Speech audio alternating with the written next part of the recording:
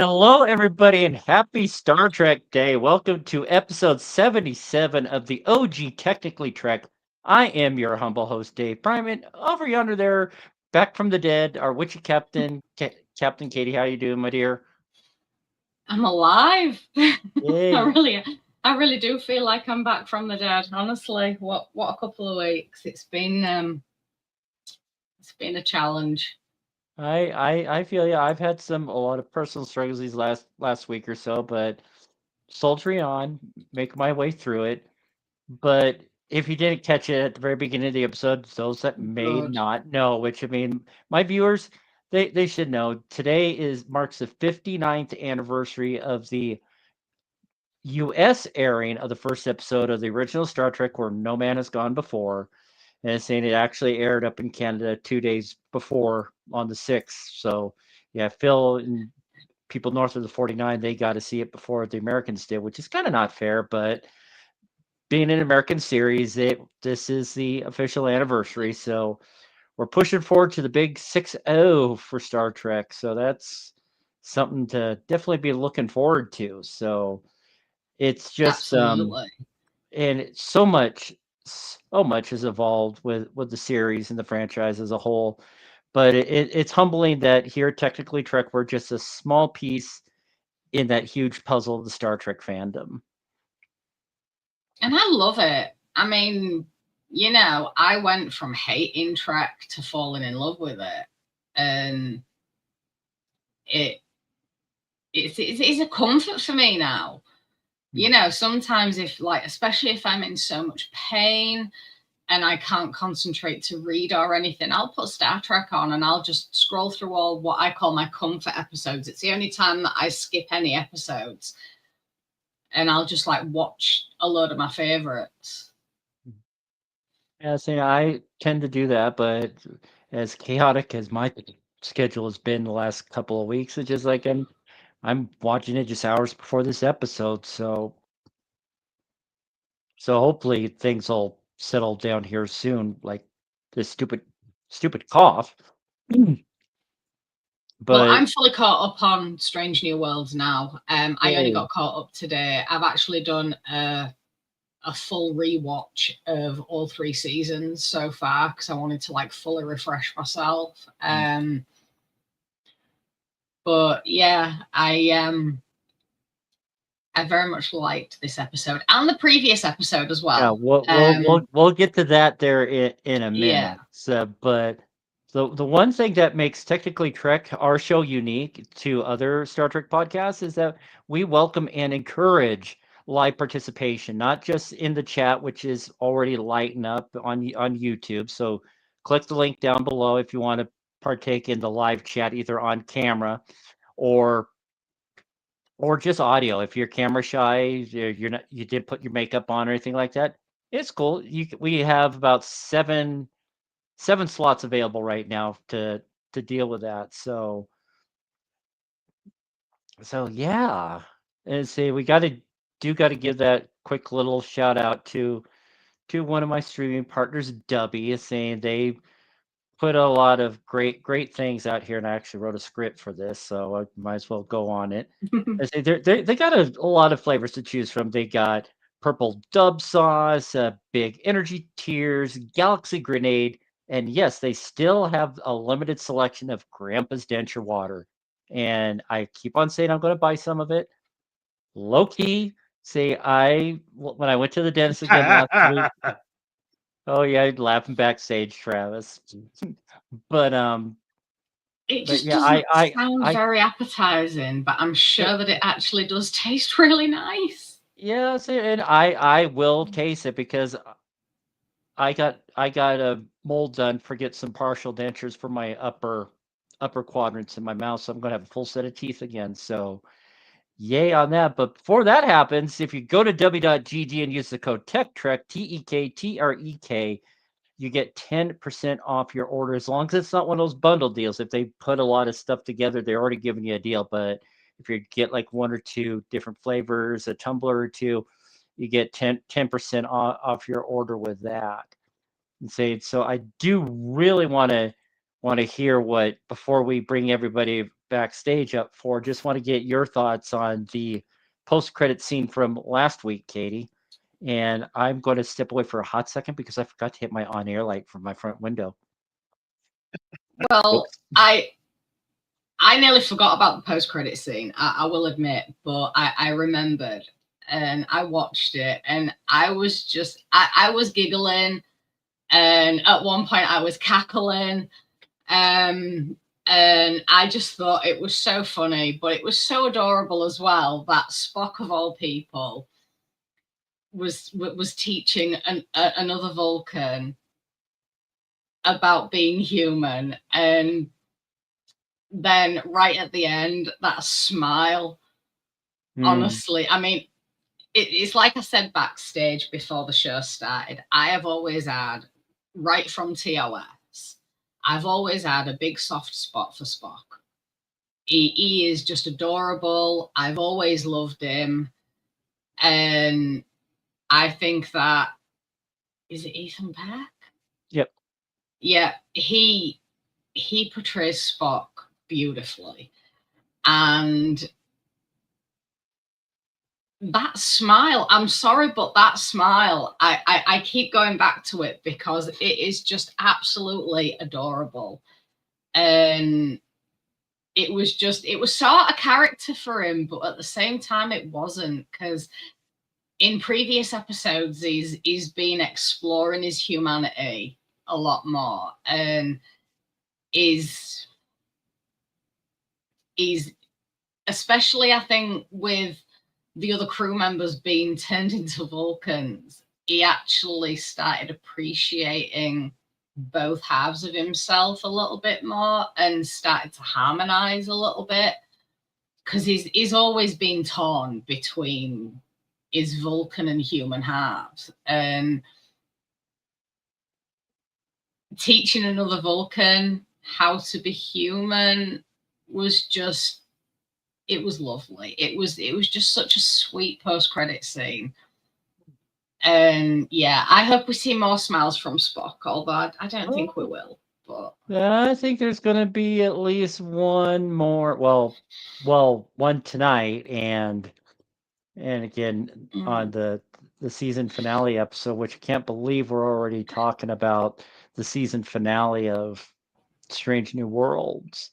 I know I don't know anything about the season finale. I don't want to know. Because there's been loads going around the internet, like sneak peeks for the finale. I mean, I don't even know how long the finale is. That is one thing that I will be looking into, though, because I would need to know, because I always watch the episodes right before the show. So but Tyson, just like polydent flavored water, yes, not quite like that. It's saying I just had it up here a second ago. It's mango and papaya. I think that's how you say it. oh, mango and Pitaya. papaya go No, really well together. not papaya, but pitaya. Oh. Let's see, but it's got strong mango flavors based on. Oh, Travis. You just had to go there, didn't you, Travis? I think I got his motor running with talking about that smile from Spock. I'll say it would be great to have you film when you're able to pop in, but yeah, so just got to you already give the shout out to Dubby. So yeah, we already talked about that, so we're good there. So I am just going to go ahead and going to bring everybody. Would be nice if I got the right button there, but there we go. Hey everybody, how's it going? Yeah. Tyson, you muted my sweet. Oh, you can't hear me?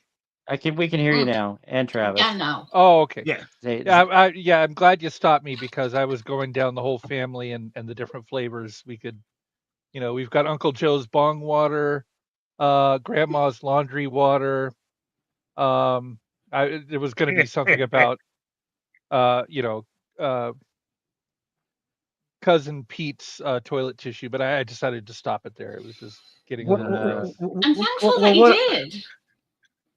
what about Dill's pickle flavor? Oh my God! Stop with Joe's jizz. All right, that. Yes. It only took us 12 minutes to go down the rabbit hole on that one. So Oh, We Jesus miss But- everybody. But yeah, after nearly 3 seasons, we get a full blown Ortegas centric episode.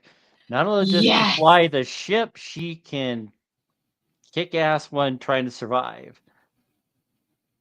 You know, I was Now- really hoping it was going to go another direction, that the Oh, Gorn yeah, would the be very- saved and might be an emissary, you know, for eventual, you know, and the fact that they killed her on sight, you know, was just. I mean, I felt for Ortegas, right? I really did. But Yeah. it was on that made the shot, and I mentioned it 4.5 Vulcans. The same when she was vulcanized, a lot of her augment tendencies really started to come out. So this could be another sign that she's starting to flex her muscle, so to speak, a little bit more. She's a little trigger happy. Yeah. And of course, Yeah. Ortega, she was properly flipping out. I mean, she had her own traumas because from the hegemony part 2, when that one Gorn Yeah. almost killed her, and she's dealing with a lot of stress. And of course, they kind of reflected strongly on that in the previously on Strange New Worlds.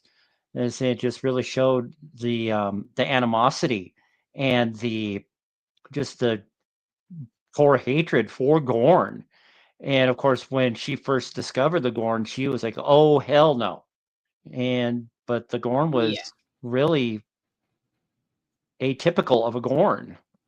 You know, Very you have to. There was a lot of thought put in this, and what she's gone through, and Star Trek has an amazing way of echoing what's happening in society today and around the world today, and it really portrayed a hated enemy like the Gorn, which, if you go back several episodes, you know, they're pure evil. They have no soul. They, you know, it's just, you know, this, don't even think of them as living things. Kill them on sight. And then you have this strange bedfellow, right? You begin to like your survival is dependent on. You start to realize that there's, you know, some I don't want to say humanity, but there's something recognizable. You build this friendship, and then, you know, the second the officers beam down, you're back to that Yeah. instantly kill. You know, it was in a lot of ways, um, in a microsphere. You could talk about, you know, white, black, um, Latinos, especially what's going on today. But then in the macroverse, you could think, you know, what's going on in Gaza and what's going on, you Yeah, know, Katie in stole my Russia. thunder there. Paula has joined the chat. Hello, my darling. Hello. You I'm know, waiting. this episode reminded me. If this goes out to everybody, and I think everybody will agree with me on this. This Oh, episode crooked. reminded me of two, there you go, of two TNG episodes and a Star Trek Enterprise episode. The first, it reminded me of the last outpost where the Enterprise is chasing a Ferengi vessel. They get trapped in the planetary net, and they had to beam down, and their ships was getting drained of life, of all this energy and stuff. And Ferengi had to like work together. Captain Picard had to work together with the Ferengis to beam down to figure out what is keeping their ships in orbit and draining all their power and stuff. Mhm. And then in the third season of TNG, it reminded me of The Enemy, where LaForge, Riker, and Worf was on the planet, and they responded to, I guess they didn't know at the time, but they was close to the neutral zone, the Romulans. Geordi LaForge was trapped on a planet with, they didn't know at the time, but it was two Romulan. One of them, they beamed him up to the Enterprise. He died, but then the second one and stuff. And then this another Yes. episode that this kind of remind me of is from Enterprise in the second season, if I'm not mistaken. Yeah, second season, where Commander Tucker was on a planet with another a species that they never encountered. It was an episode called Dawn. And each time, Yes. well, they were going back and forth, stealing each other's equipment, trying to contact their ships, who could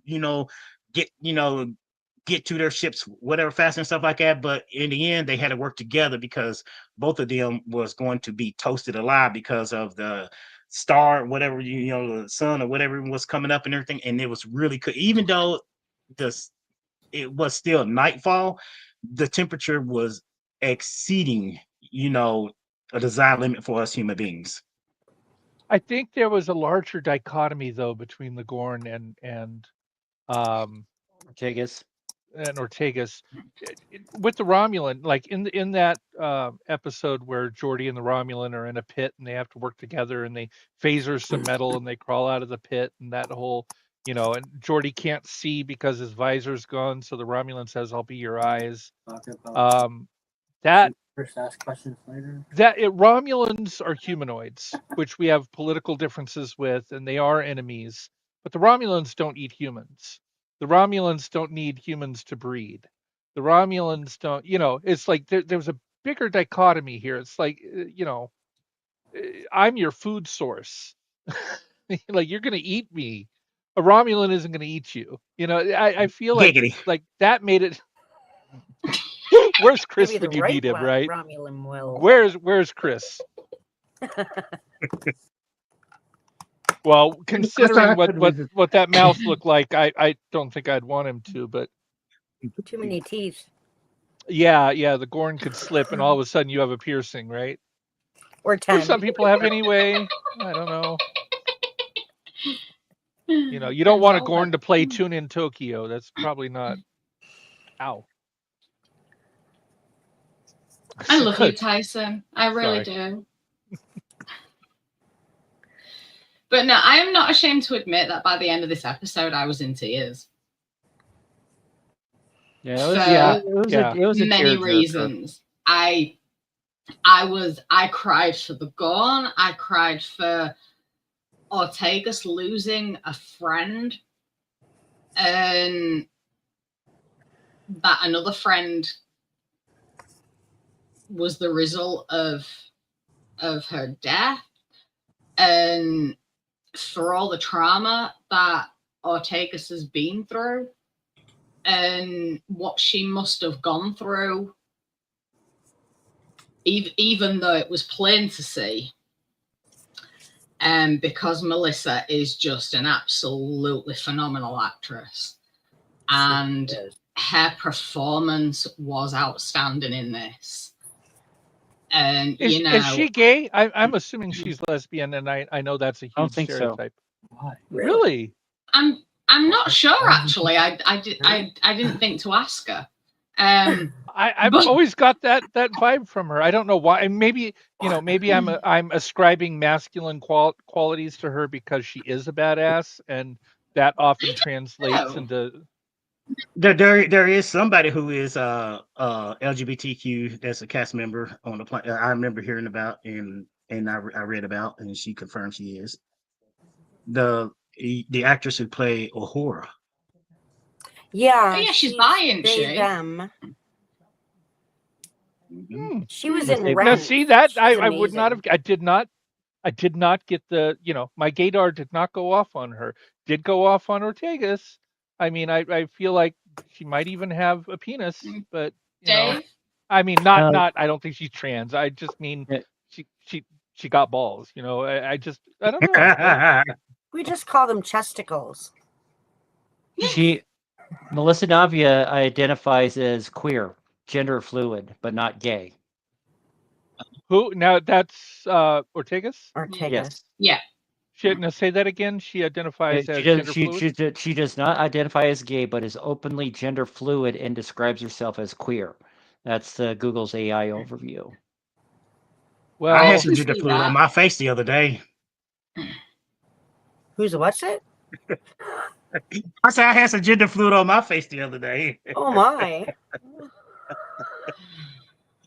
TMI, Travis. Where- TMI. You're not being Tyson! slow walked into this at all, Tyson! Marla. Where?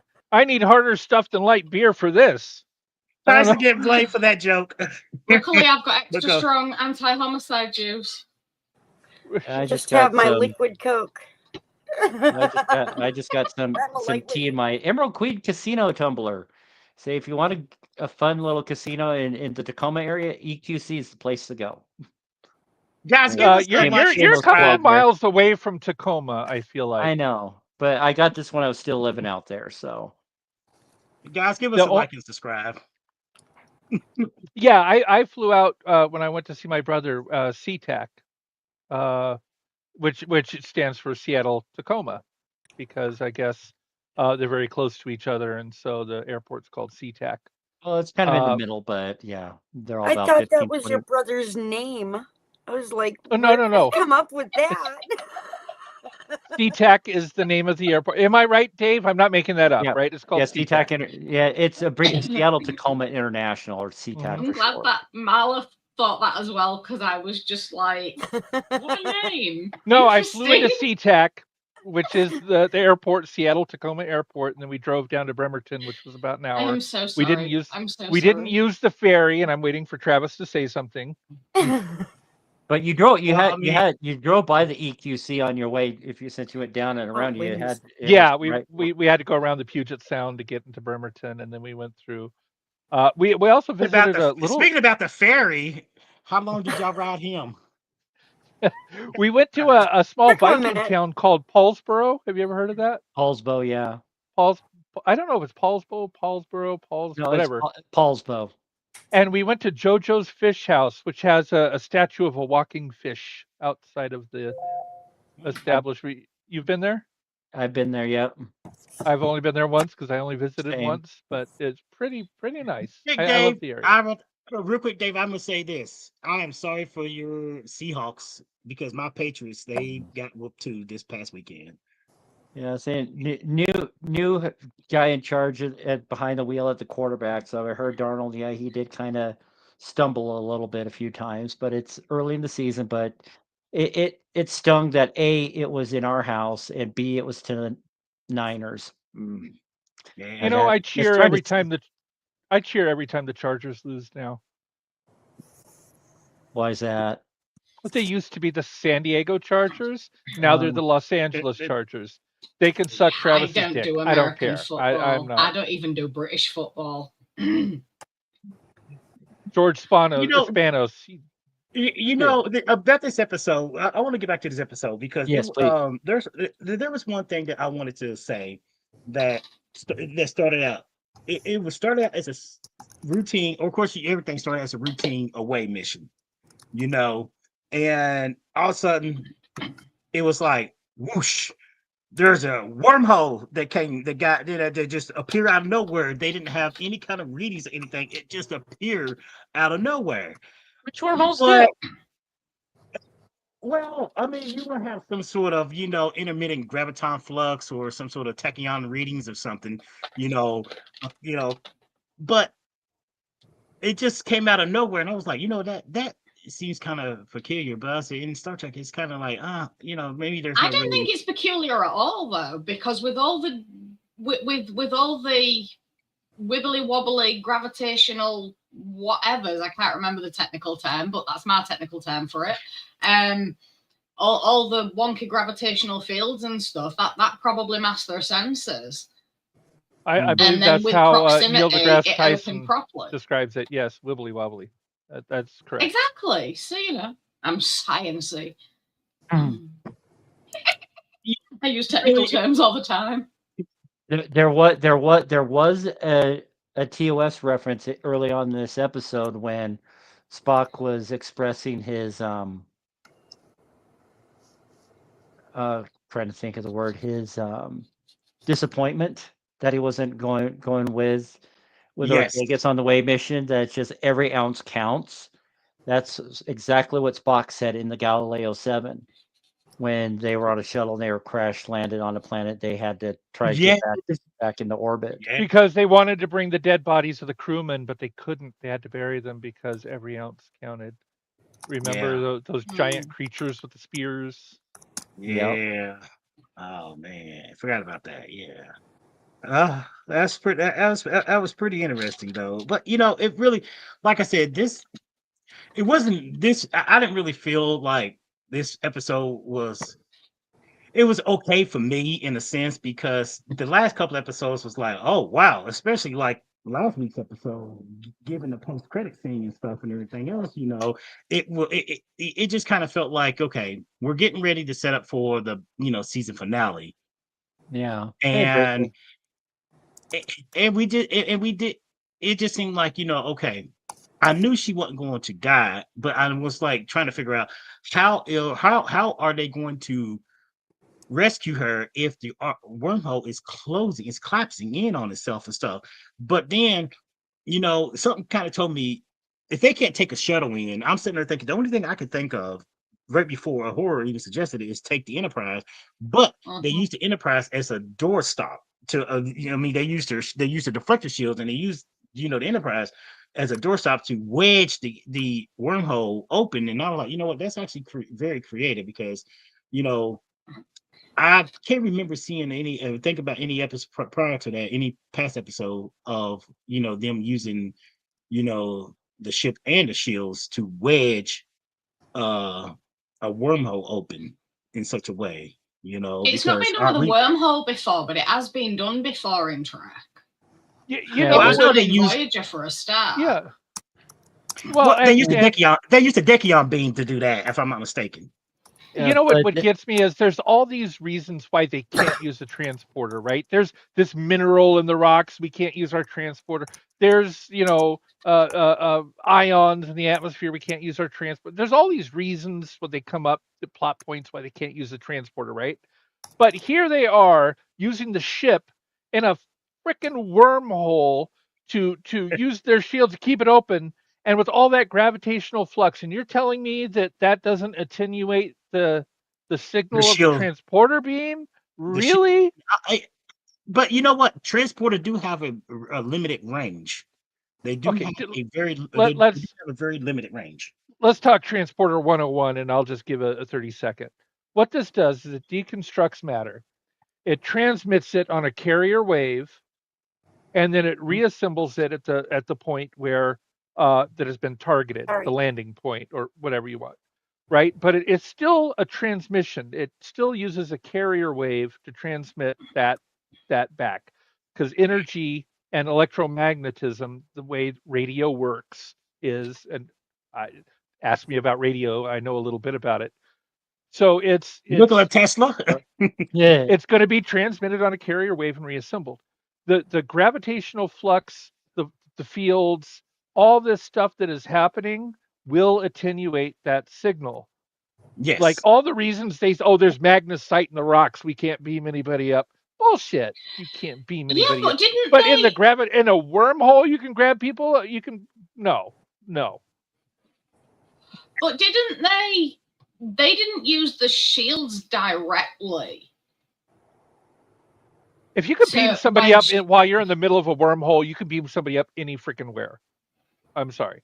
Don't talk to me about magnesite. I never want to hear that again. Normally, aren't they like we can't beam people when the shields are up? But this Yes. is what I'm saying. They didn't actually use the shields directly. They didn't use the actual ship shields. They created a warp shield.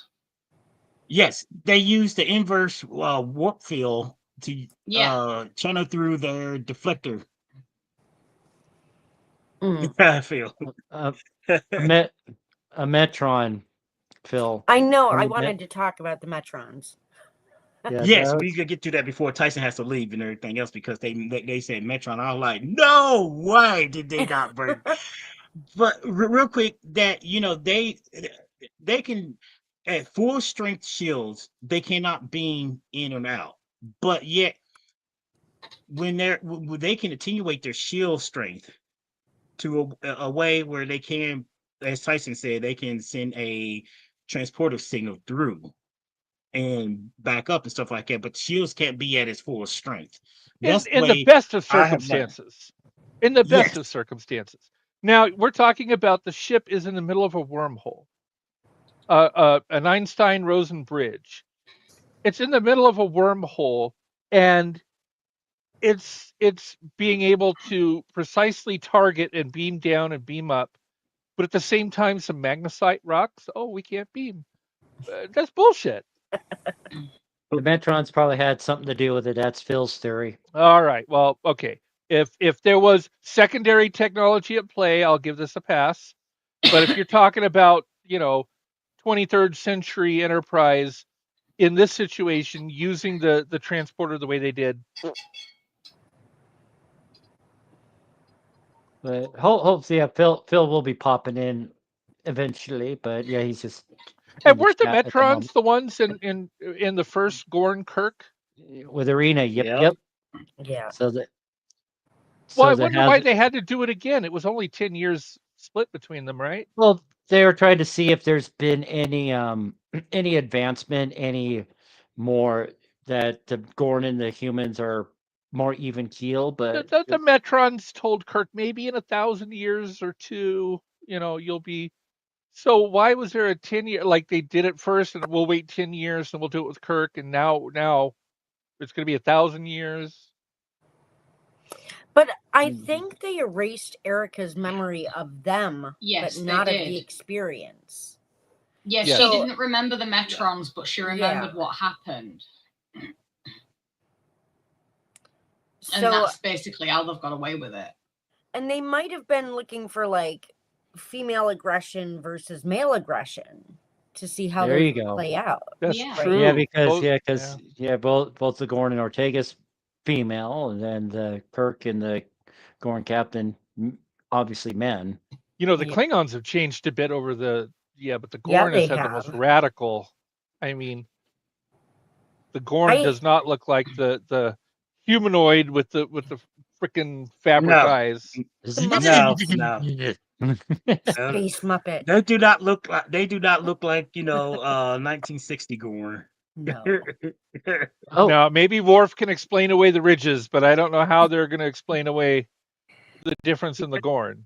Well, how do they explain the Discovery version of Klingons? Because they were just weird. Do you remember an episode of Lower Decks where there was this field that they were going through, and then they changed to that Discovery look of the Klingons, and then the proto, Vague. yeah, Klingon. and then It's been a while. they did the J.J. Abrams Klingon, and then they did the Next Gen Klingon, and then they did the like as they went through these probability fields, like it changed to these different versions of Klingon. It was hilarious. Like Lower Decks went all over that. It was great. And then, of course, the Targ turned into a clamshell. Dave, warn me. Real quick. So I got some Star Trek technical updates and stuff and everything. Yeah. Just because recently, Paramount just got bought by Skydance, and that deal went through last month and everything else, and so they could become under new leadership. So After they paid $60 million and fired Stephen Colbert. Go ahead. Crazy outlets that I have followed, they have reported this, that there was just a recent meeting among David Ellison, who is Larry Ellison's son, who's basically the owner. He actually owns quite a part of the shares. He's one of the stockholders of the new Skydance Paramount thing. His father, I think, only owns 27%. But the story, from what I understand, he's a big Star Trek fan, so it's his father.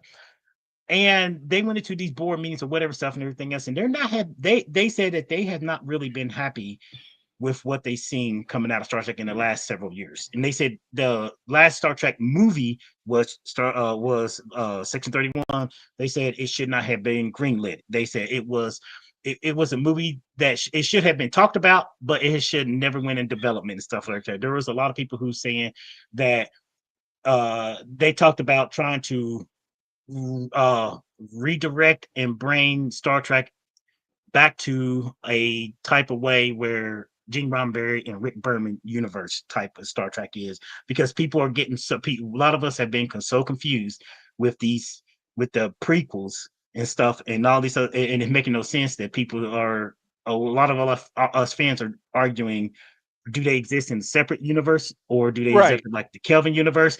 And a lot of them are they understand fans' frustration, and they say that they're going to come out and explain sometime soon, what is going to be the future of Star Trek, because among like myself and some others that Star Trek Discovery and Strange New Worlds take place in a separate universe versus the Rick Berman now type of universe that we see in like Star Trek Picard, or you could say Lower Decks and stuff and everything, because they just have a different way of their storytelling, the stuff like that. Just it fits with Star Trek, but not in that kind of way. So there's going to be an explanation from the studio and Paramount Skydance on the future of Star Trek and stuff like that. I just want to give that little Star Trek update to all of us Star Trek fans, because I know that we are, and a lot of people are saying that there is still talked about the whole Star Trek legacy. They was very impressed with Terry Matalas, showrunner, as the showrunner of Star Trek Picard season 3, and they really like that, and they say that there's going to be some new developments, possibly on like some news about that and stuff like that. But they're trying to work out the details on which route they want to go and stuff and everything else, because they felt that in the last, like they said in the beginning, that they just felt that Star Trek has kind of, it brought it back in the fold, but not in a way to where Star Trek fans are really proud of it. Let's hold on a second. Section 31 was bullshit. I had such high hopes because, with that Klingon guy that was human, then Klingon, then human, I forget, in Discovery. Vox. Yeah, him. Vox. And with Mirror Universe, what's her name, Empress? Yes, you can tell I really studied.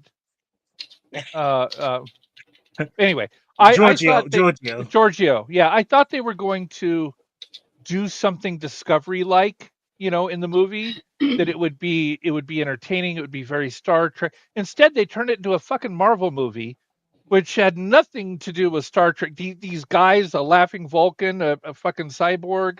I mean, it was a Marvel movie. It was not Star Trek. Yeah. I'm sorry. I don't care. The studio can stand on their head and juggle pins. I don't care how they're going to try to explain that away. It was not Star Trek. They could have made it so great, but they didn't. It could have.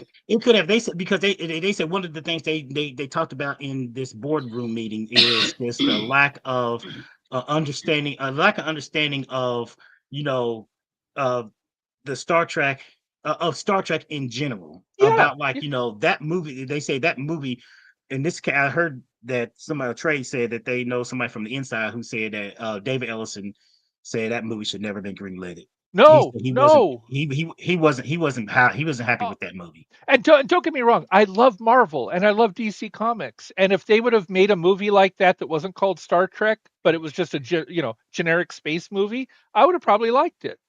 But it wasn't. Just like the what is it, the 1995 or 99 Godzilla, the one with Matthew Broderick. 1998. 1998. God, that was not Godzilla. That was a fucking Gila monster. I don't care how you. I mean, Godzilla looks like Godzilla in every Godzilla movie. He might be a little different. It might be a little bigger, smaller, whatever, but he still has that Godzilla look. The one with Matthew Broderick was not Godzilla. I don't care what you call him. It was a freaking Gila monster. If you would have called that movie Gila Monster Terrorizes New York, I would have been fine with it. But you called it fucking Godzilla, and it wasn't. And that was not. It was not. But if that doesn't invoke Phil, I don't know what will. No, I know Phil agrees. Well, he better agree with me. That was not Godzilla. And his back didn't light up when he shot his fire. It just wasn't. I'm sorry, Katie is trying to get our attention. Yeah, she's waving her hands. Yeah, first of all, I'm questioning our friendship, Tyson. Over Godzilla? The only thing no, about Section 31. The only thing that I didn't like about Section 31 movie was the fact that Ash wasn't in it. That is the only thing that I didn't like about it. Now, everyone has been bitching so much about Section 31 and about how Philippa was portrayed and all this lot. And I'm just like, did you even watch Discovery when she was in it? Because, you know, it made perfect sense that she was the way she was. I mean,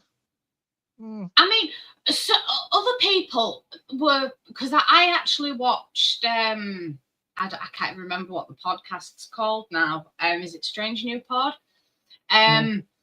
I watched that for the Section 31 movie, and I know that we covered it as well. But I remember one thing that somebody brought up, and they were like really bitchy about it. I don't even know what it was, but about that it was such a serious situation and they were all stood around laughing and joking. Now, I'm sorry, but I am that person. You know, if there is, yes, I adored seeing her backstory as well, Marla. But, you know, I mean, take us lot, for example. We can be having the most serious conversation, and all it takes is just one person to say something, or for usually me, to mishear something. And that's it. It just, the seriousness goes out of it. And, you know, that is very real life, you know, a very serious situation. And especially when you've got this like ragtag group of misfits that have been thrown together, you know, that you try and make the best of a situation. And, you know, so I really liked that because it was very real and it was very real life for me, because I am one of those people, regardless of the seriousness of the situation.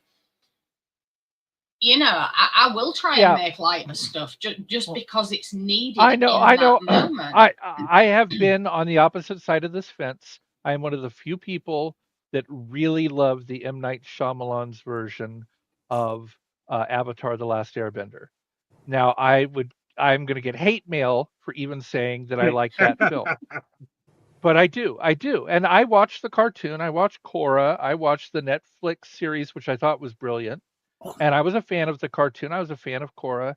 But I actually liked it. I thought he did a great job on it. And every fan in the world hates M. Night Shyamalan's The Last Airbender. I liked it.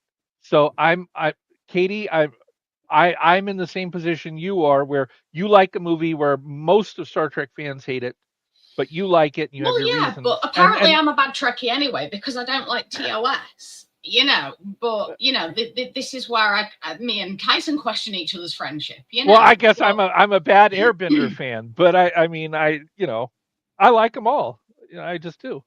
But going on the Section 31 thing, especially with Katie, you brought up there's no Ash Tyler. The events of Section 31 happened about 70-ish years after the events of Discovery. So there was a time jump because we had Captain Garrett. So that puts it at the early 24th century, around the 2330s-ish, because then it goes at the end of the episode when Jamie Lee Curtis, of all people, is in charge of control now. And it's just, spoiler alert if you haven't seen it yet, it's a year and a half. He's like, you're lost. But it just made a Turkana 3, I think, it was Tasha's home planet. And saying they kind of made it look like Section 31 was responsible for the coup that put her planet into that civil war. So that was a nice little tie-in right there. Where's Zach? I haven't seen Zach this whole show. Where are you, Zach? I think Mala's wanting to say something. Oh, I'm sorry, Mala. Go ahead. I just love that they threw Jamie Lee in there because of their whole Everything Everywhere All at Once. That movie was absolutely fantastic with the two of them. So it was like, yes, it was. I still have to watch that movie. You know, oh, it's really, so good. it's really good. It is I really would good. recommend No, eating but that, hot dogs but while you watch it. Go ahead, Travis. I was gonna say I just wanted to give everybody, because we're all Star Trek fans, and it's rare. I mean, it's only once we get together every week and stuff like that about Star Trek news, because where Skydance and Paramount is together now, and they're going to be doing, like, we're going to be hearing in here in the probably coming few months from now some news about Star Trek. So I'm just letting y'all guys know, preparing you guys to know that the new leadership is Star Trek fans, but they want to bring Star Trek. They want to bring the type of, like I said, Gene Roddenberry and Rick Berman type of Star Trek, type of theme type, of what we grew up with from the 80s Next and gen, 80s and 90s and stuff DS9 like that. and Voyager. Yeah. They Was want Rick to Berman, kind of bring that back. was he involved in Enterprise? I think Yes. he was. Yes. Okay. Yes. He took over. Gene Roddenberry was the executive producer. When Gene Roddenberry got ill, Rick Berman took over. When he died, he became the executive producer all the way to the end of the Enterprise era, right? of Enterprise Yeah. Enterprise. Yeah. And that was it. And then J.J. Abrams, we know about the Well, I nine. like the Calvin universe, and they explained that this is a different universe. This Yeah. isn't. I mean, I don't know if you call it beta canon or if you call it alpha canon, but just a different timeline of alpha canon. But at least they distinguish that, and they say this is a different, something in the Yes. past happened. It's almost like the whole Doc Brown, in 1955 it skewed into this new timeline. I feel like that's the explanation for the Calvin universe, right? And I get that. Yeah, that's a good analogy right there. It was a very good thinking Hot analogy. Tub Time Machine. Ooh. Well, they never well thought yeah, about say that. there's the Narada. That's the time machine. The Narada and the jellyfish. Yeah, But it's Okay. is it it- just me, or did the whole name of the episode make sense when the Metrons jumped in for the last Strange New Worlds? I didn't pick up on that. Terrarium. It's a terrarium. Terrarium. You're watching. Like you watch She did lizards in a say, terrarium. yes. But the difference is in the original, the crew was allowed to watch. Remember? Yeah. But Hey, the Phil. crew wasn't. Hey, Phil. By the way, did you catch the I knew that. Godzilla reference I made, or were you not? Oh, I've been in and out of the room a lot. I may have missed it. I'm sorry.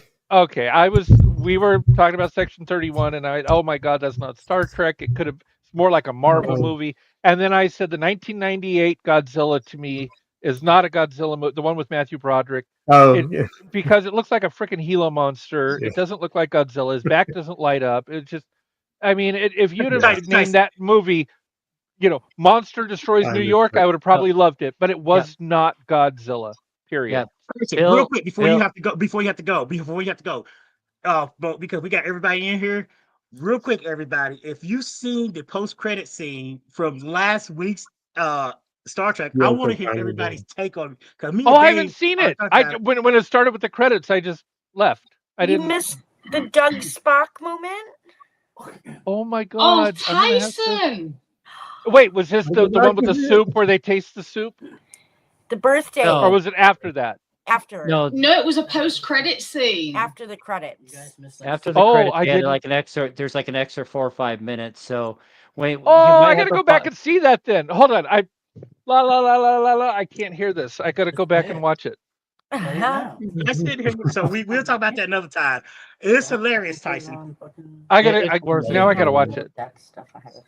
Yeah, then you have to watch. Then you have to watch the end of this episode from last. I week. didn't know either until last Monday when Dave and Travis told me about it, and I was like, no, I did the same thing. I turned it off, so I had to go back and watch it again. So. I'm gonna have to go watch it. So, do they all have post credits? Do all these shows? No, Okay. but a few of them do. You'll see why this one does when you see it. Oh, okay. I'm gonna have to go watch it. But my time is up anyway. I was supposed to leave at 5:45, so I joined late. I stayed late. Bye, Take care, guys. Tyson. Bye. Take care, my friend. Goodbye. So, Steve, right? Everybody here has seen the post-credit scene. Yes. Yes. Yeah. Good. So we can talk freely among us and stuff. Tyson. Oh, my finger. Now what? Oh, he just looked at it. I thought it was the funniest thing. And he's like, I mean, explain. I don't know. I'm glad Katie Yeah, watched it flatulence. because you probably would have clicked it off like everybody else. But yeah, about this episode, I mean, we Yes. circle back around to this particular episode and stuff. You know, I like it too. It's like, okay, everybody wanted to, and they was trying not to give up on Ortega. So, you know, what really kind of like, stood out to me is like Ortega did the same thing when Una was in command. She kind of fudged. Well, she didn't someone, but she kind of overstepped her authority. And he Yeah. said we need to have sensors at what 60% or more, and it said 59, and she just I went think, their mouth I like think it was 57 actually. Yeah. 56, 57. Well, anyway, she fudged 56. the data, and Woo! Whoops. I'm sitting Wait, here what thinking, happened? I'm sitting here thinking, Na oh, na na na na na girlfriend, na na na na na na na na back Katie. girlfriend, you are gonna get yourself in trouble Um, because you fudged the data, and the captain wanted some, but when he actually confronted her and said, I know you fudged the, fudged the data and stuff, and blah blah blah and everything, he said he just explained that we were going to would've do it gone. anyway and stuff like that, but yet she didn't have to do that and everything else just to overstep her. But just like Ortega did when she was trying to get the Enterprise through without being seen, and they needed to keep the was it the impulse The engines at a speed certain down. level? Yeah. Yeah, the speed down, but she kind of went up a little bit to get their attention, and she forced, Una's hand and stuff like that. And it's like, I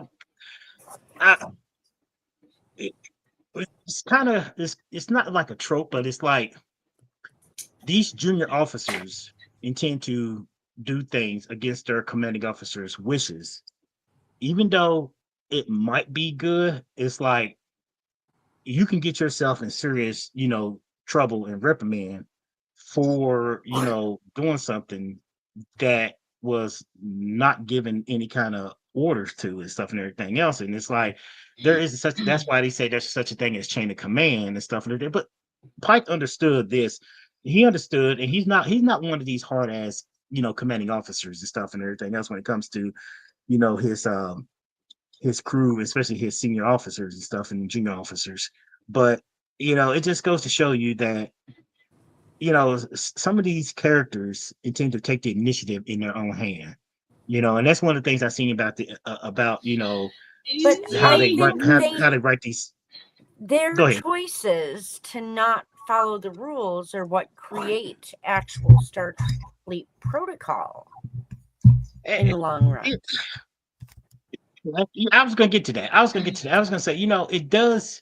Okay, let's go all the way back to the very beginning of Strange New World first episode, where they were still feeling the remnants of the whole Discovery thing, and Lennon and 3 other people got captured on the planet, and basically when they got found out, they got caught. Even Pike now got caught and everything else. He basically made first contact, not in the way that they should have, but he made first contact in a way that say, "Hey, look, we normally don't do this. Unorthodox. Surprise!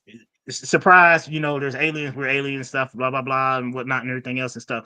But when he met with the Admiral and Admiral April. And they talked, and he was like, he's like, y'all broke Starfleet protocol and broke the rules and stuff and everything. He said they're doubling down on it, and basically they're implementing this called Prime Directive and stuff and everything, where basically non-interference in lesser advanced civilization and stuff. That's one of the things that came out of now the Starfleet General Order number 1 is the Prime Directive, and stuff. And I know they're still kind of tweaking, how protocol and stuff like that, but I just kind of feel like they are a little bit, with the writing, they're kind of a little bit letting junior officers, break the rules against their commanding officers. And the commanding officers have to clean their mess up, or they get something in there. Yeah, I know what you're saying, Travis, but let's be frank. Even captains, first officers, admirals, heads of staff, like they all break the freaking rules. So and to some degree, in certain circumstances, you've got to take initiative, and sometimes rules do need to be broken for the greater good, and even captains do that. And I don't think there is a single captain in Starfleet in any in any of the series of Star Trek that there is, if every single one of those captains have broken the rules. Well, exactly, yeah, the episodes would be dull. But I mean, Cisco broke rules, Janeway did, Picard did, Kirk did all the fucking time. And even Burnham did, all of them have. And Jesus Christ.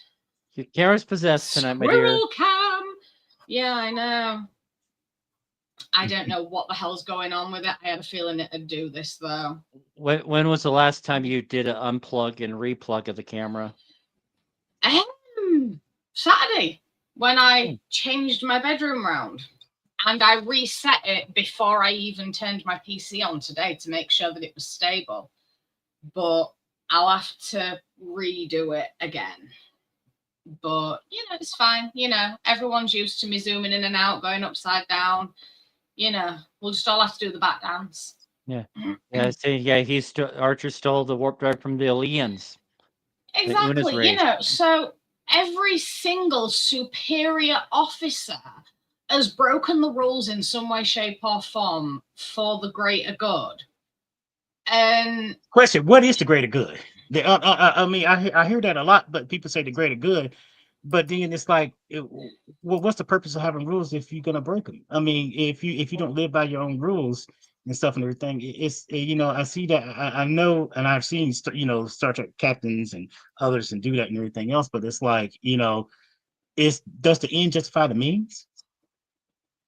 To some degree, yeah. But in many ways, no. I mean, like when Archer stole that warp drive, he was thinking of humanity. Were doing it to say, they were doing it to save Earth. And all right, fair enough. It had taken these people longer to get home, but he did what he could, even though he stole from them. He didn't feel right about it.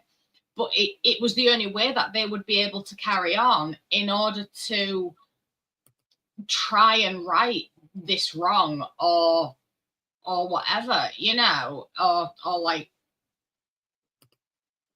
avenge what had been done to Earth. But he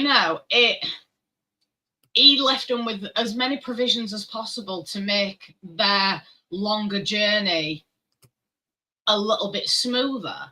It still wasn't the right thing to do, but his heart was in the right place. And the same as, when Erica went against orders and increased speed so they were detected. Yeah, all right, she was going through a lot of trauma at the time, still, with her PTSD, but she felt like her heart was in the right place, and it was. And the same with Nyota, when she doctored the results. Well, I do agree. And, but every single officer, regardless of what their rank or position, they break the rules. Even like in reality, everybody breaks rules. I mean, I have one rule that I live by. One. I've tried to live by so many, but I always broke them. But I live by one rule, and that is tattooed across my chest. And ye have none do what ye will. Basically, I'm going to do what the hell I like, but I ain't going to set out to hurt anyone. That is the only rule in life I live by. And, you know, because if I try and live by, and I know for a fact, if I try and live by any other rules, I'm going to break them. You know? And so rules are there for a reason. I think it was the whole Yeah. part of what was behind the whole, which I think came about in Star Trek too. The whole statement that the needs of the one outweighing the needs. Needs the many outweigh the needs of the few or the one. That's what it's been. I thought of that when watching this. But. You know what? That and to get But back sometimes to it's worth the risk. Well, and think about this too. They was delivering vaccines.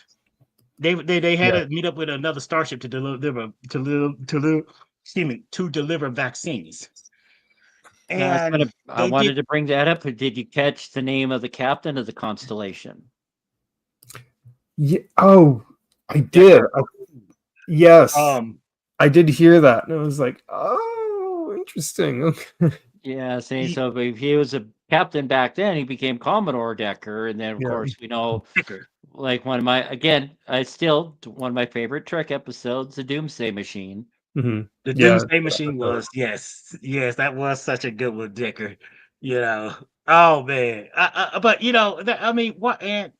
They realized too, and they was getting ready to. They was trying to convince Pike to basically they got the lead because they got to deliver the vaccines because there's over 4,000 colonists that needs to and they waited as long as they could and stuff and everything and I understand that we just talking about the rules and stuff like that, but yet I'm glad that they did not. They stayed as long as they could without breaking the rules too long because they say they was giving updates to Captain Decker and stuff, but it turned out they got her back, but seemed like she's going to be under more. I hate to put it, more PTSD than ever. She because after being stranded on this planet surface and stuff, and this planet surface did not look like it had some type of atmosphere, but yet she was able to breathe out, stuff like. I'm like, how is she able to breathe on this planet? Well, go ahead. She said that the sensors did say that it was breathable barely. So I mean, it was a breathable oxygen. Yeah, but saying there are some moons that do have marginally breathable atmospheres, and of course, our moon does not. No, not all moons do, but a lot of moons in Star Trek do. In all honesty, I mean, I don't know. Obviously, I'm usually very wrong about these things when I make predictions of Trek. I've only ever been right once, but I was so proud of that. But I actually think that this incident, this force proximity, could in the long run actually help Erica with her trauma, because yes, she will probably forever have mixed feelings about the Gorn now, but she also is very aware of the Gorn's potential. And I think, it could cause a lot more confusion with her, but in the long run, I do think it may have helped her work through her trauma, because she had no choice but to accept food from her enemy. Not just her enemy, but that specific Gorn wasn't the enemy, but she still saw that individual as her enemy.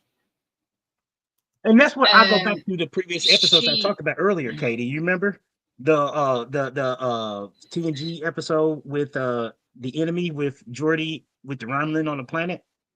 Yeah. And then the episode of Enterprise with Dawn with Charles Tucker, being on that planet, that hot ass planet that he was on with the other alien, and they was fighting with each other back and forth.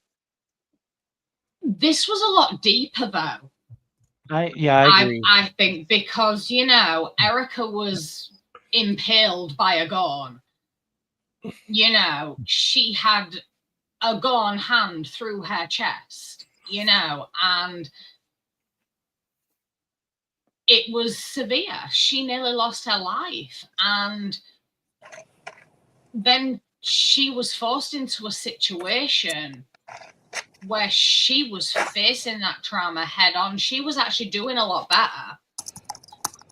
She was back on duty. She'd been cleared for solo missions, and her first solo mission, when she was completely alone with no backup, she was forced into a situation with her worst nightmare, basically.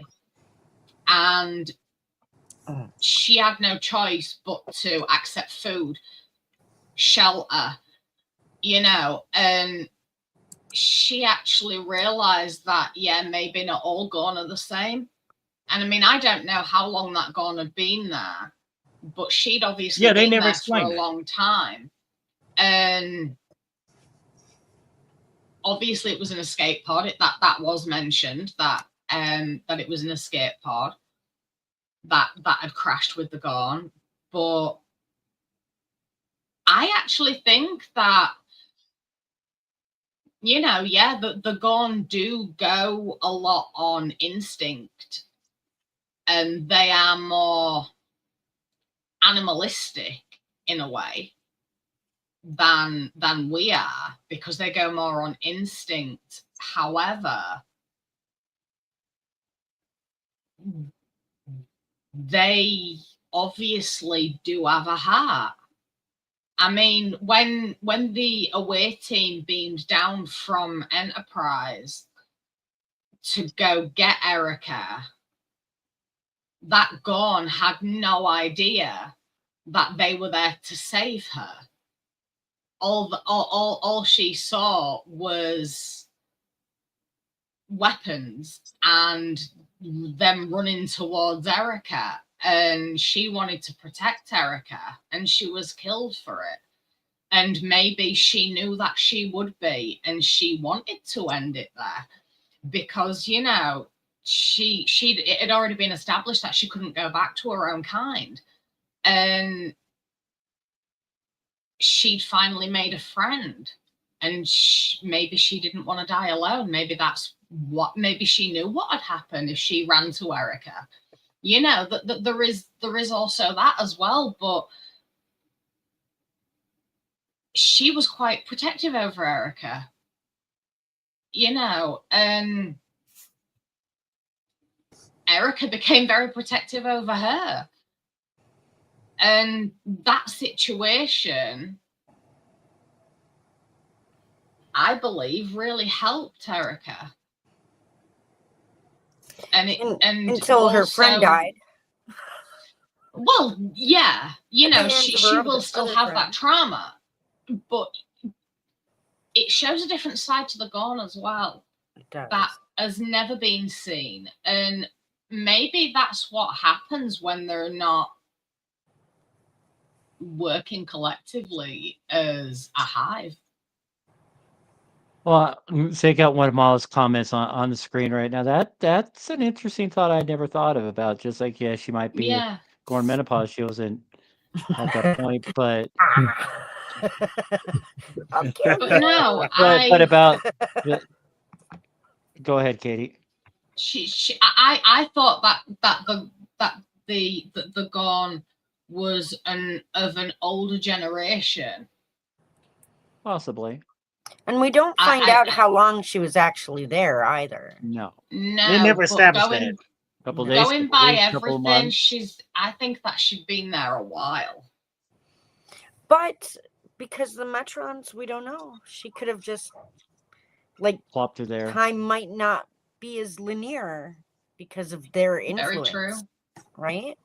Yeah, it's true too. But say the burning of the atmosphere, that just made me think of the poison sky from Doctor Who.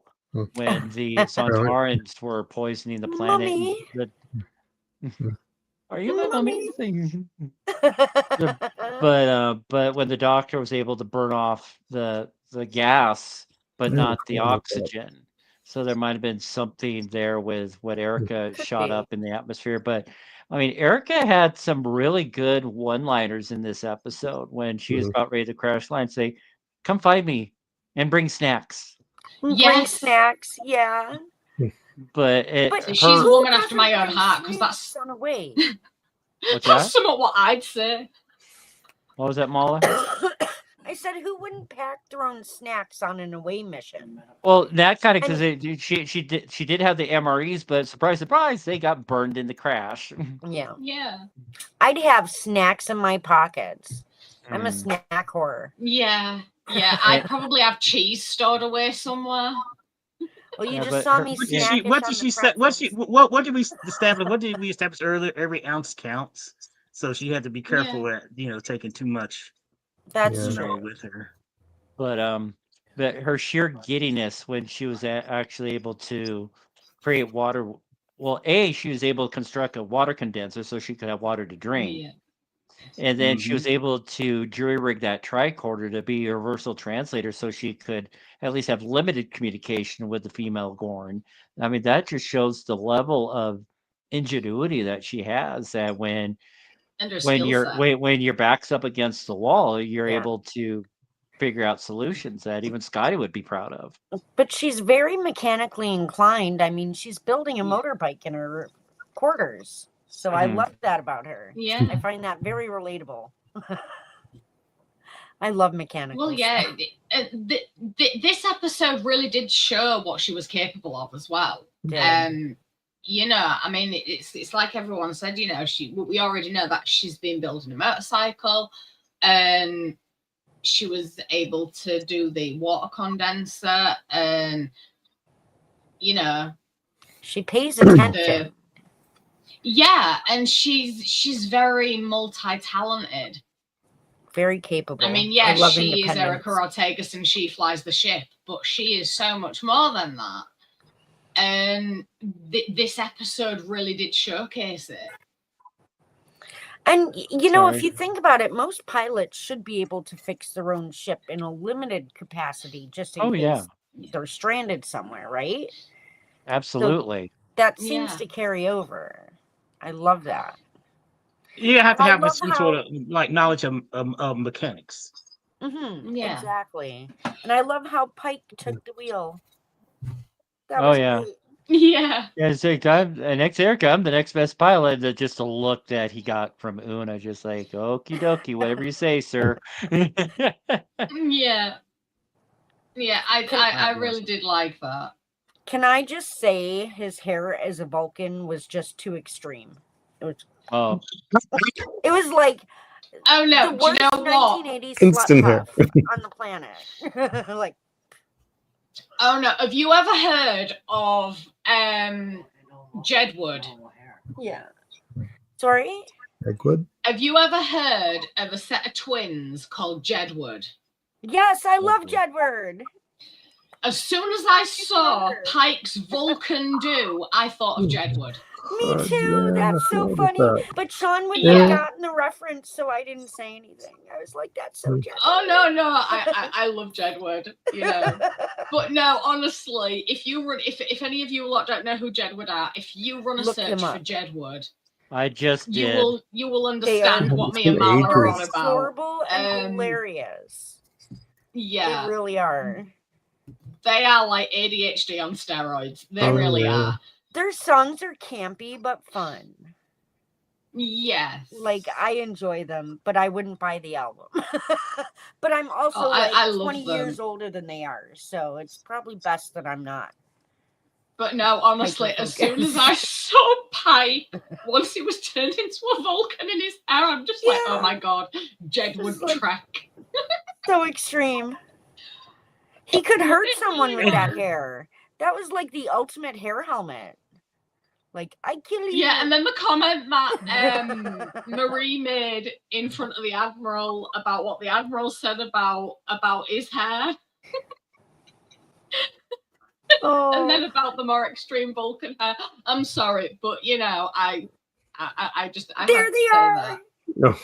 Oh That's no, hilarious. they've had more extreme hair than that. You should have seen them yeah. Well, this is on one. the Yeah. X This is Factor. In the this 90s, one I was able to not download 90s, but on the fly. So 2010-ish. Their hair was like straight up.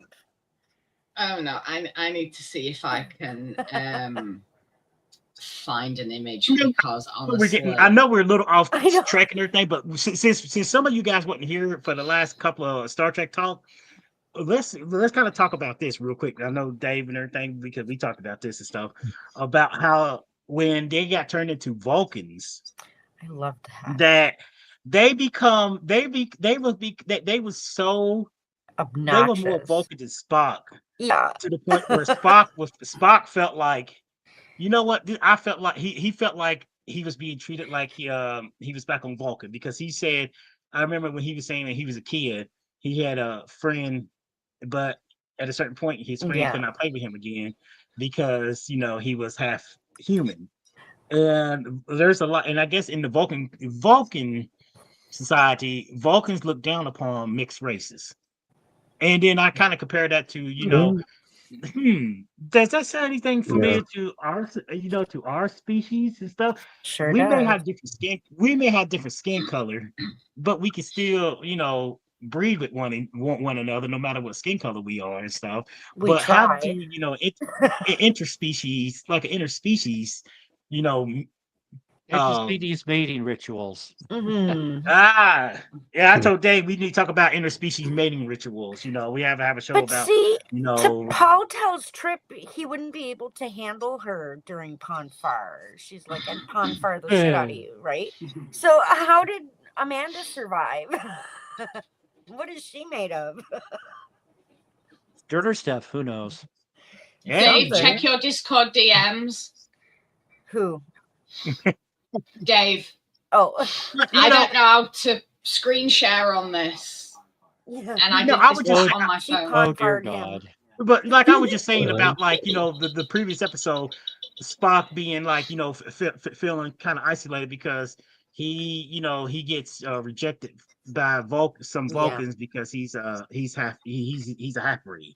I was so Literally, waiting for him to be like, Vulcans are jerks.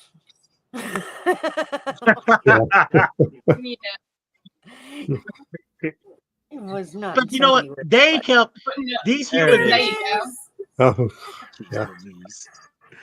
Oh my God, That. Lord have mercy! What is this I'm looking at? Jedward. That's Jedward. And that's kind of like what me and Marla saw in our heads when we saw Pike as a Vulcan. That's what y'all meant. Okay. Speaking about that, they kept referring. You notice in the episode, they kept referring to how Spike was, less of a full Vulcan. They kept making. They kept making like little jabs at him being half human.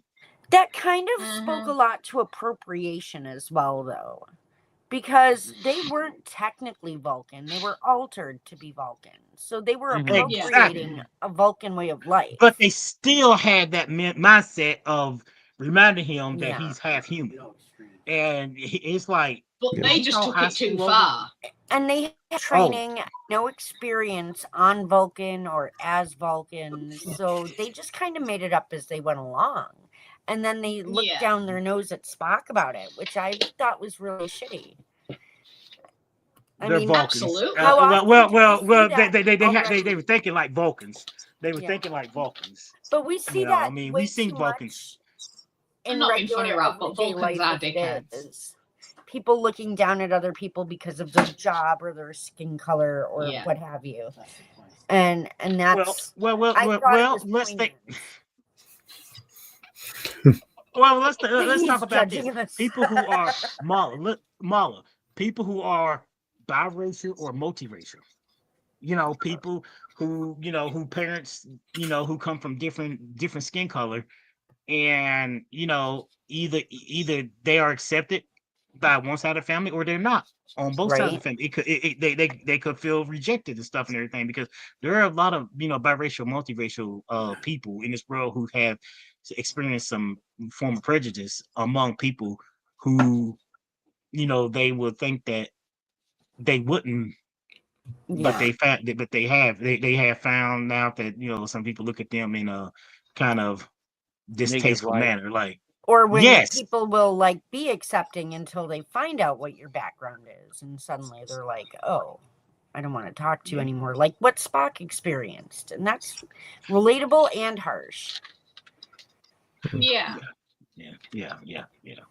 But those episodes, but the previous episodes were really, really fun and stuff and everything. This was a little more. We knew it was gonna be serious because Dave even said it's gonna probably be serious because the last week's episode was fun, is lighthearted and stuff. And then after the post credit scenes, you were like, "What the heck?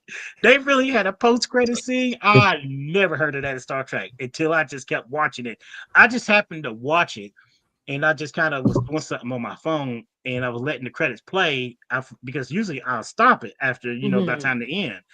But I just something happened that I got distracted, and then I looked up. I was like, "Wait, there's more!"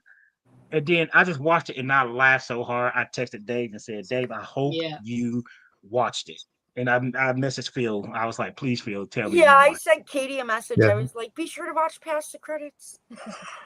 Yeah, and I'm so glad because I would have turned it off. I normally do too, because the way the autoplay features it zooms it down is that it wants to play something else random. So for it to just get the heads up from Travis, I was like, "Oh, okay." But I probably would have caught on because I'll look at the timer, say, "There's 5 minutes of credits. That doesn't sound right." Sean always it out checks on my own. the credits. He always checks when it looks like there's an extra lot left. Like he always looks just to be safe, because there's a couple shows that do that, like that aren't Star Trek. Yeah. And I have to say, I've been waiting all season for Patton Oswalt. That just cheered my I love him. freaking heart. I loved it. I was like, Doug. You could tell that whole segment at the end. It was like they have Patton Oswalt. We have to do something kind of fun, and I think that's what they kind of tacked on at the end. Seeing him in Star Trek was amazing. That last moment, I'm sure when Patton Oswalt walks away, and what's the name that plays Spock? Ethan Peck. I really think that laughter was him just losing it and not able to keep a straight face. Yeah. And they just left it in there. If I had a hug list, Patton Oswalt would be on the top of my bucket hug list. I love that guy. I'm offended, Marla. Well, no, of people that I haven't spoken to or don't know. Celebrity hug bucket list. He'd be like, I'll let you off. Say you wouldn't hug her. That's what Katie was saying. You would not hug her first. I want to hug everybody. I get paid in hugs. That's how I work. Yes, hugs are life. I work for hugs. I can verify that.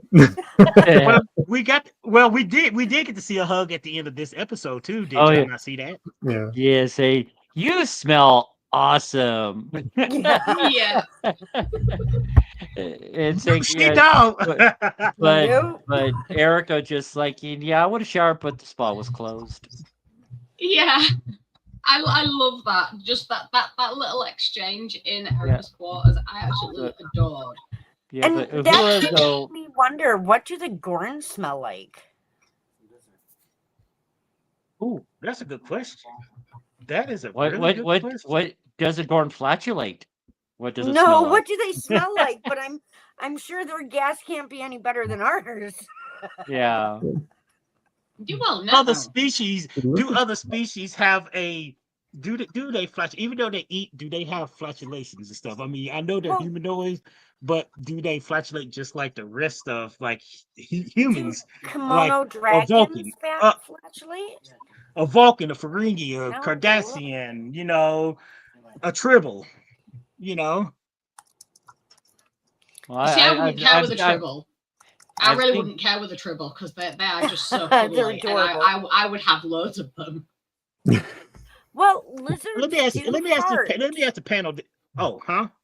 Lizards do fart. Well, there you go.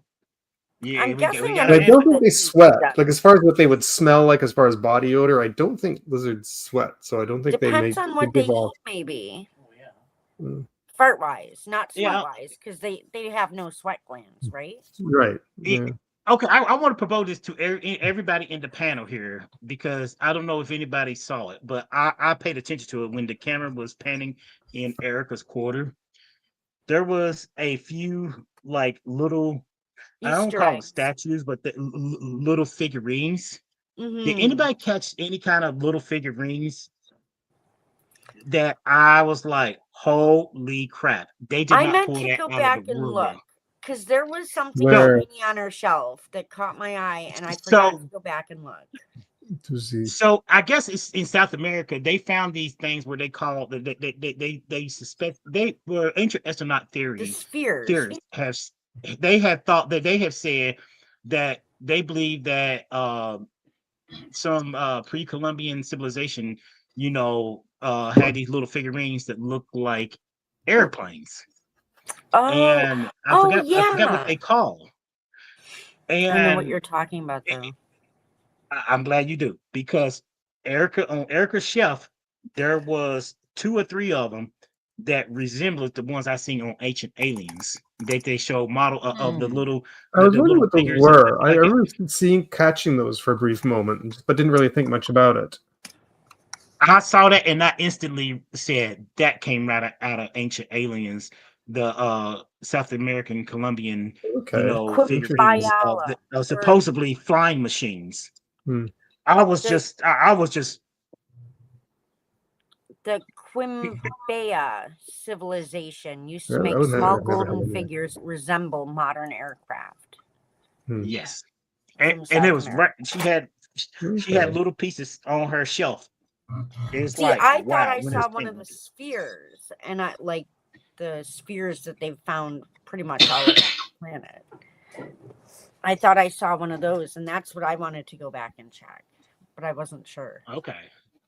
Yeah. You probably were right about that if you saw and if you're thinking I mean we just gotta go back and see, but I know I caught that Yeah. because I went back real quick to see. I say, I know I just did not see what I thought I saw. And sure enough, it was they taken, those little replicas and put it inside. I was like, you know what, that is a really interesting, nice touch of having something of our, of real world Yeah. mythology into science fiction, mythology. It was, I mean, I thought that was really, and I spoke to her about her like it to be, basically she's a pilot, just like Right. the Gorn female. She's a pilot and stuff and everything. She enjoyed, older style type of flying, just like I Mhm. guess Tom Paris. He even said Yeah. something about, like flying ancient Earth vehicles and stuff and everything. I know some others have talked And he about, loved other stuff. cars. Yeah. Yes, just like Tom Paris. Just Yeah. like Tom Paris did. Tom Paris. He was a motorhead. I loved it.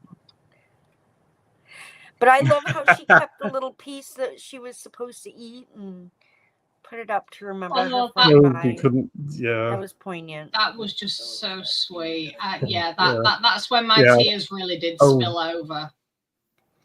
Right. I was. Yeah. For sure. And, the Gorn didn't have no energy to fight. Yeah, you could No. tell the Gorn didn't have no energy to like fight somebody like her. And it's like, okay, this Gorn's here, but the Gorn didn't kill her. It's like this Gorn has been through some really rough patches and stuff and everything else. And then we come to find out, as the episode Terrarium, basically the Metron, they wanted to see how two species at war with each other. And now I wonder interact with each though, was that Gorn pilot actually an actual Gorn pilot, or was it a what are they called? Metro whatever. Metron. Sorry. other. Was it a creation of the Metron that encompassed what they knew of the Gorn? Right? I Like an had avatar. to- yeah, no. I based on the initial reaction the Gorn had when she first encountered Ortegas, that there was a lot of hatred and animosity, but then they kind of But she settled never down tried a to little bit. kill Ortegas, not even once. There was No, she actually used Ortegas as bait Yeah. rather Oh, than kill he'll her. be handy. Yeah. And even Ortegas was really confused about that. Mm-hmm. yeah. So you guys, it looks like one thing at first is like she's like, what the what? Yeah. I wonder if we're ever gonna see a Metron and Q showdown. Hmm. You know what? Not an alpha cannon, but they're No. But now they've had I both would of give them it to in this season. I would give it to the Qs. I would give it to the Qs because the Qs are omnipotent in such a way that we have seen alien species like the Metrons or the Organians and stuff and everything else to be just superior in forms of like almost godlike. But then the Qs, oh dang. Very Oh, cool. nice. Yes, that's nice. The Q to me represent the pinnacle of what a god is. Even though we know that they're not gods, they're a form of level of species that we can't comprehend.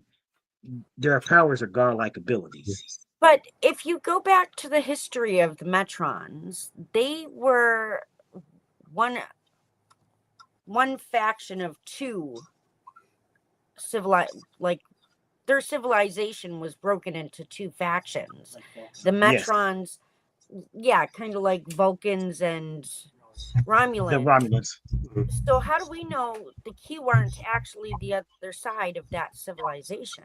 And you know what? There's debates about that, about like the Guinan species. Mm-hmm. What are they called again, Dave? what's that? The Guinan, Guinan species. Elorian. Ilorian. The what? Elorians. DeLorean? Okay. Elorians. There's a lot of debate about could they be a type that could they have broken up because they can live for a very, very long time. Guinan said when she was born, her father was 500 years old. Mm-hmm. Yeah. You know, it's like your father was 500 years old when you was born, you know, but to them, you know, it's one of the things where there are debates whether, you know, Elorians could have been at one point part of the Q continuum, but they broke off, like you pointed out, the Vulcans. And then, Or maybe they're the other half of the Metrons. Right? I mean, We don't know. that's good for story writing. That's good for like the writers. They could play around with something like that if they wanted to. You know, you throwing out some really good ideas, and that's something that, you know, they could take that into play when they, you know, do some regesturing the whole A franchise. traveler. Yeah. See, I haven't read this in its completion yet, but it's got the Metrons and the Q and all that in here. That looks like a really great graphic novel. Oh, and it's got the DS9 Voyager Next Gen original series. It's got them all in here. Very cool. Nice. I like the DS9. cover. Oh, I don't know. I think he's on the balcony. It's a nice night out. So they're enjoying the good weather while they can. I don't know what's up there, but it's 60 degrees out here. I don't know. It is. Our That is in I'm on Celsius. Celsius, but it's 14 Celsius, which Okay. is 9 Celsius here. 58 Which is Fahrenheit. Okay. Okay. But my phone had to tell me that because I suck.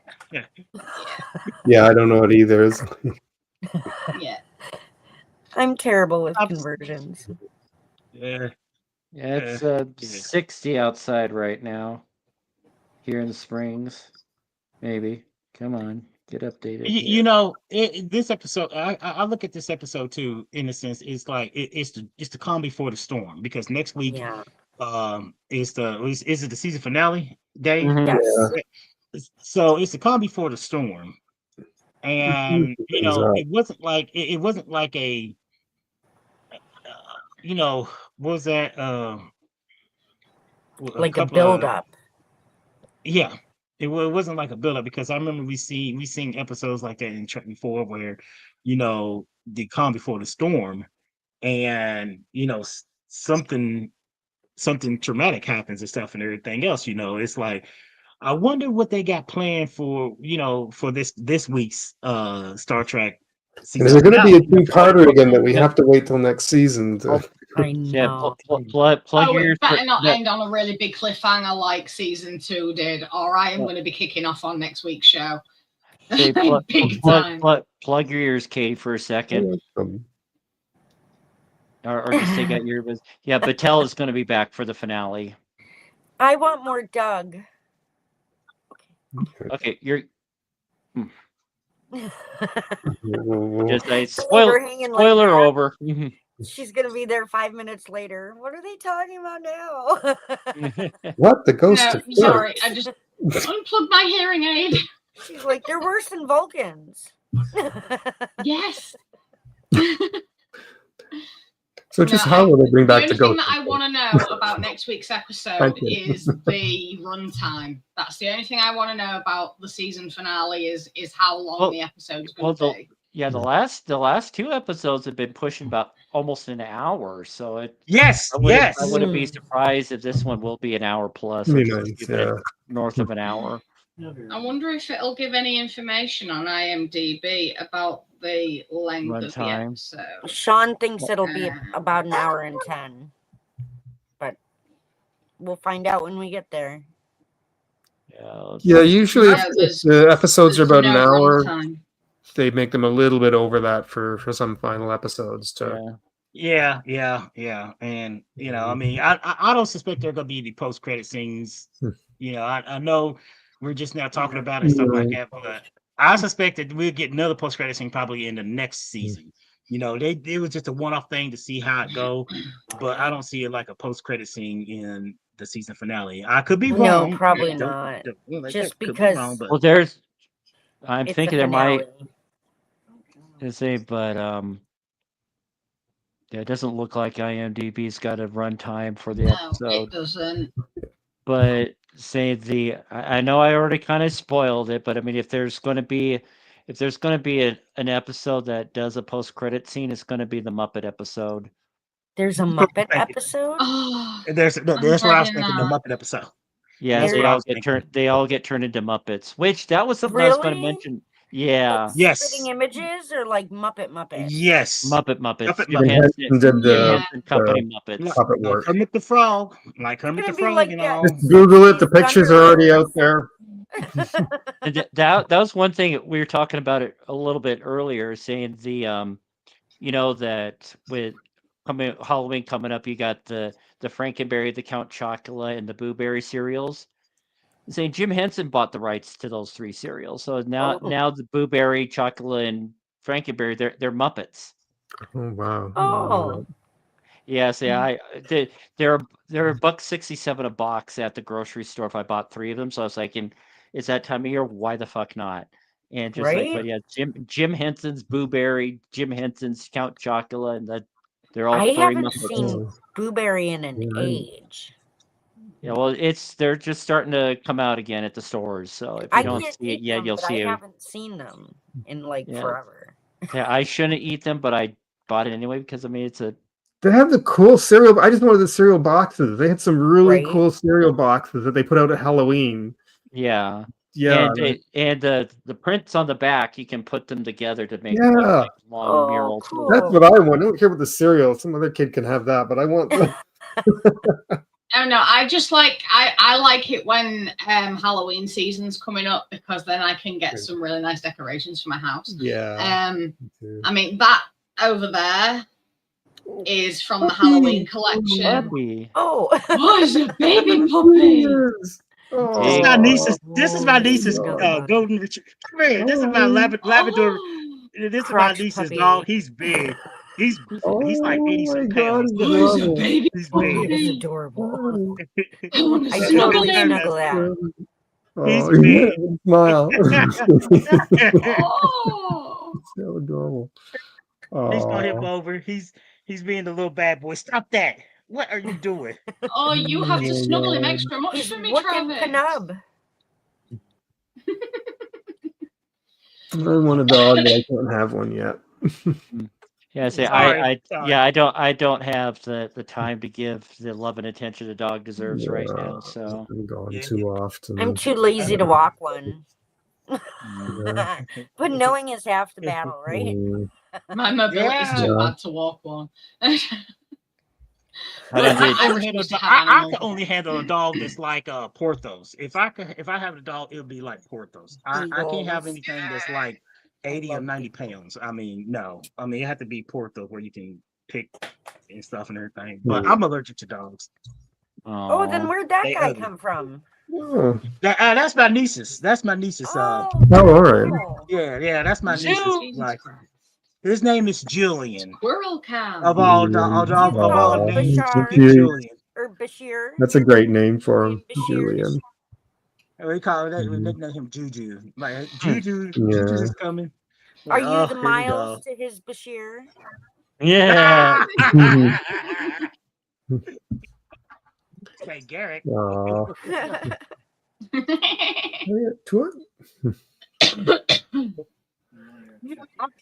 Overall, I know. this episode, in a sense, it was wholesome. It wasn't like to me the best episode of the season, Mhm.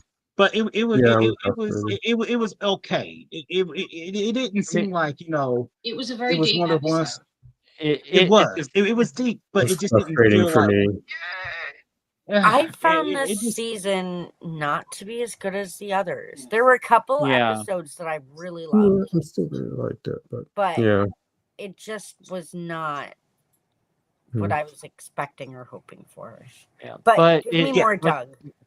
Yeah, but like I would said watch that.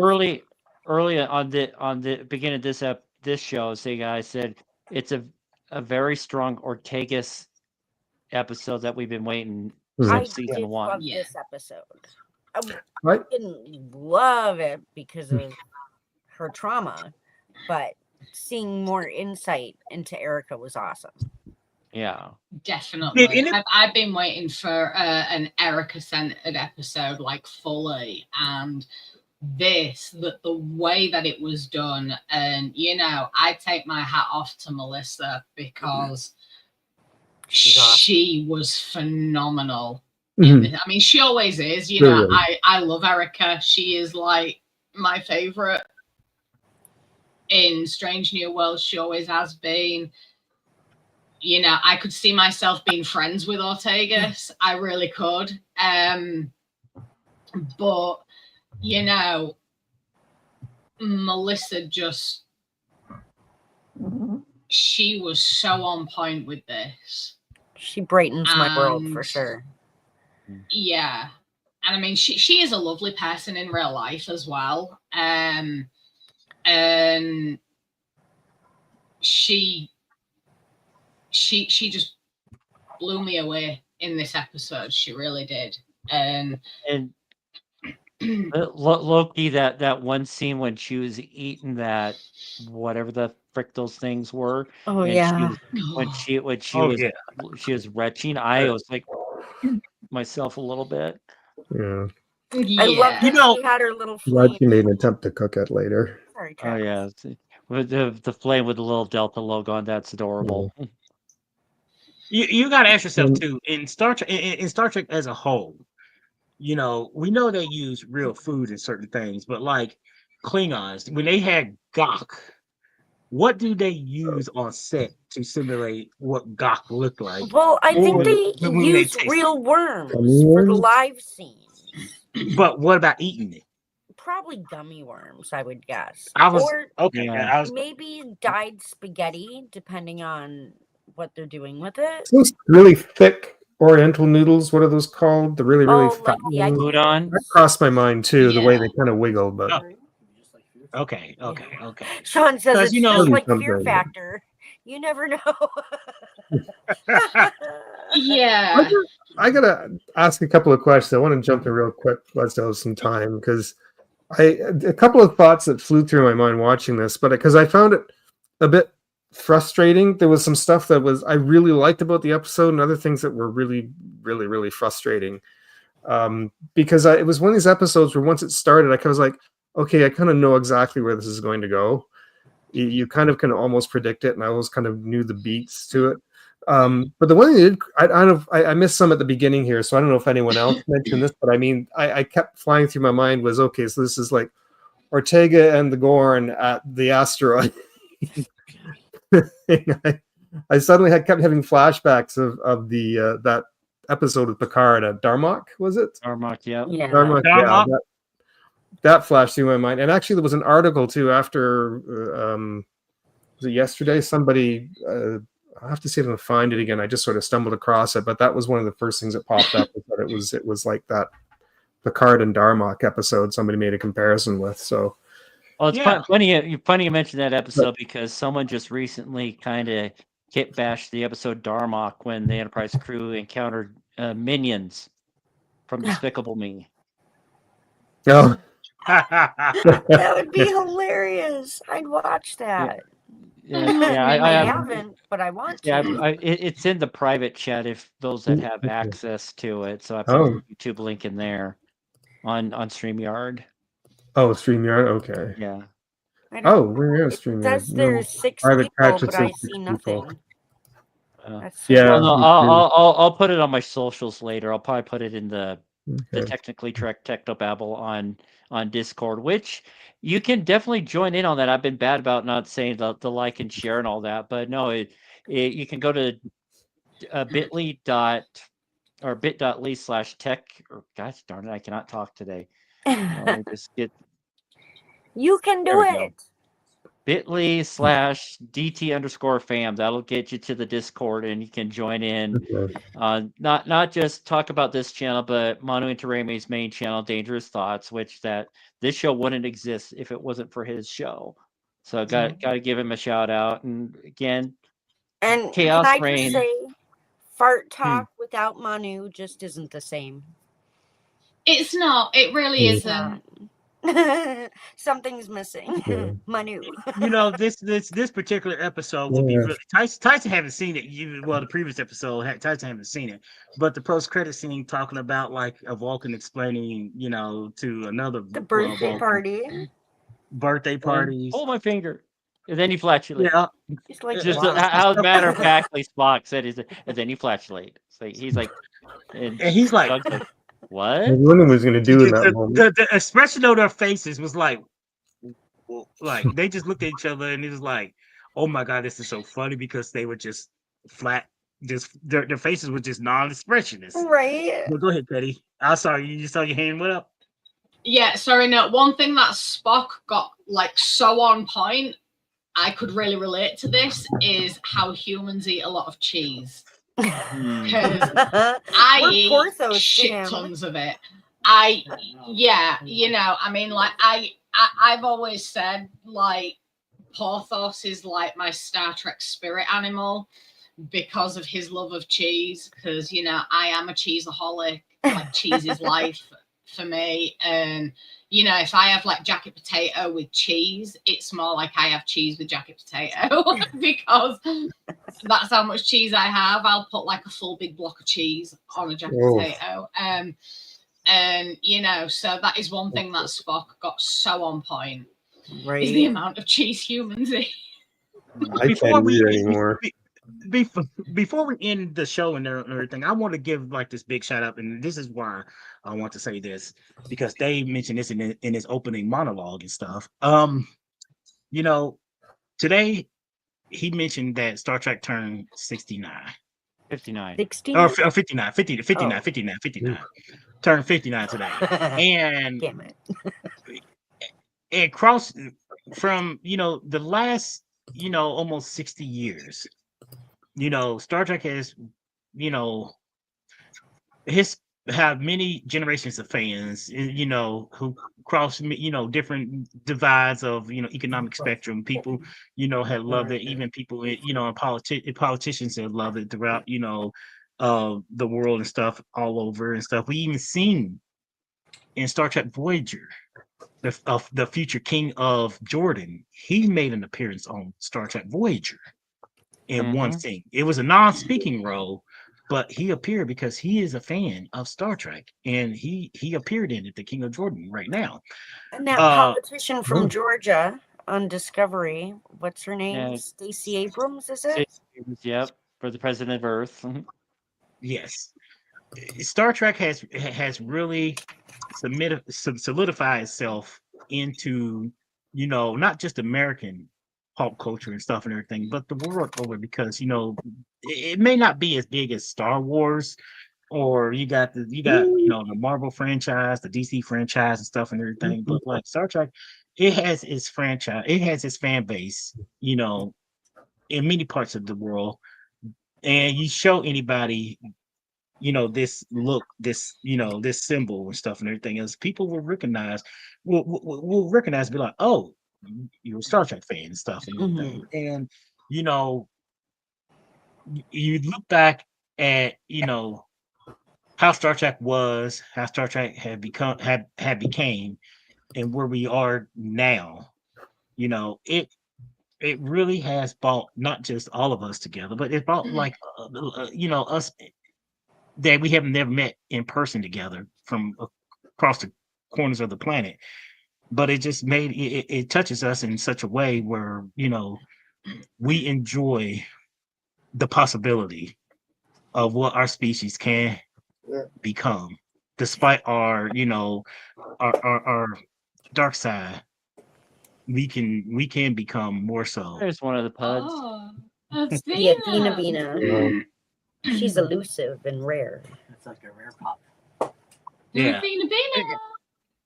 But yeah, I just want to say, today is, I hate to say it, today is, Star Trek Day, because in a sense it was the first time we've seen, as Dave said in his opening, it was a couple of days in Canada for people like Phil.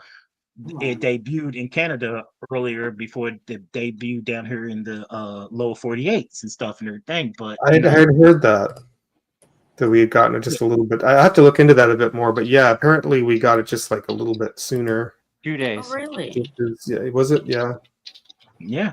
It debuted a couple of days before it debuted here in the lower 48s and stuff, and history was made in what 1966 and stuff, and and this is long before any of our time and stuff, but like the TOS came and gone. Some of us watched the reruns. I know Katie didn't watch the reruns and stuff and everything, but then Star Trek Next Generation came along. It really it had this the TOS fans was somewhat apprehension about TNG, but it took a little bit long before they jumped on to the wagon, and they just absolutely love TNG. Now there are still people who don't like TNG, but then when Deep Space Nine came along, the same people who was apprehension about Deep Space Nine when it first came on, yes, the first 2 seasons was a bit slow, but it really took off at the halfway, about quarter way at the end of the second season, going into the third season and stuff and everything else. It took time for people to like and enjoy Star Trek, because different generations grew up on certain different Star Trek and stuff and everything, and nobody's gonna say, because I have heard a debate. They said the better season, the better series is Deep Space Nine, or the better series is Voyager, or vice versa and stuff. I hear this among all of us Trek fans and stuff and everything else. But the one thing that we're all united on is the love of Star Trek. Indeed. Man shouting. Yeah.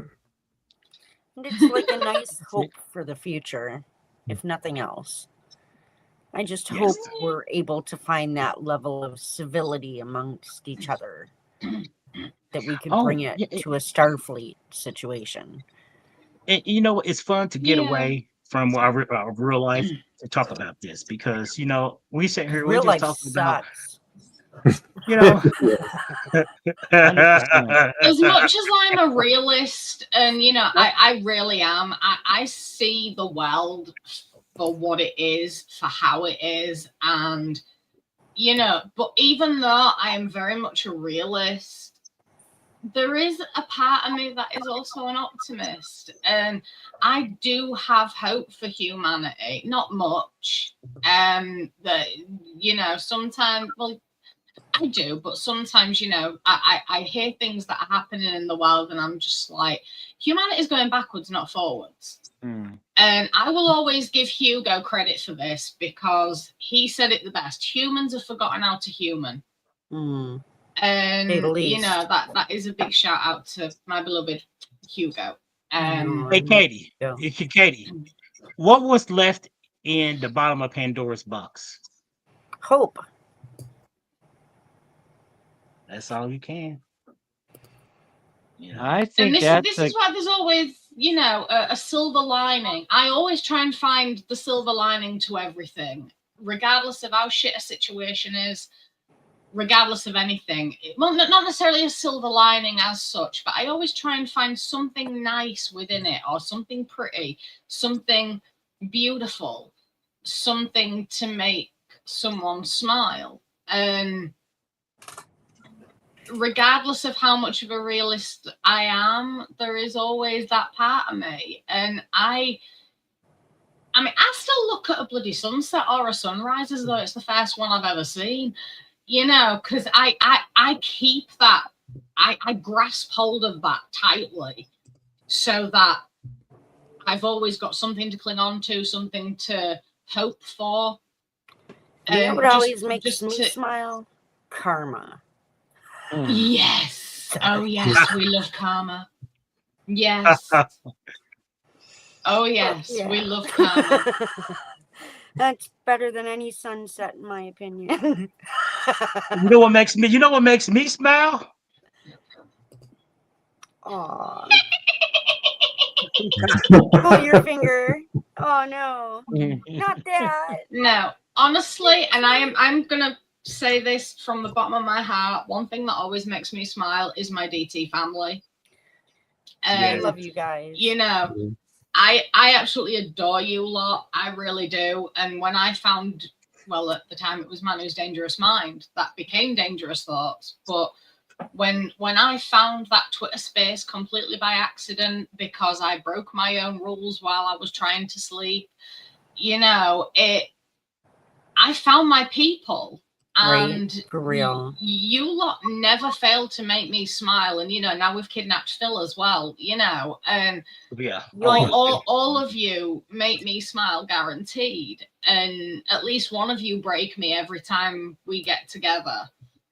And something that you can think this. The Mono and Tyson show has been on a hiatus for a good long while. And, much longer than they anticipated, that's for sure.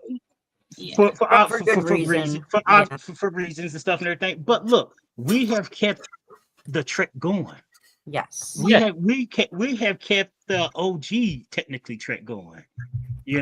We have bought some new faces. There have been new people who stop in, and to anybody who's watching this and stuff, do not be afraid to join in on us, as Dave said a little while ago, live. You can interact with us, through the chat, or you can interact with us, on camera, on mic, on camera or on mic and stuff.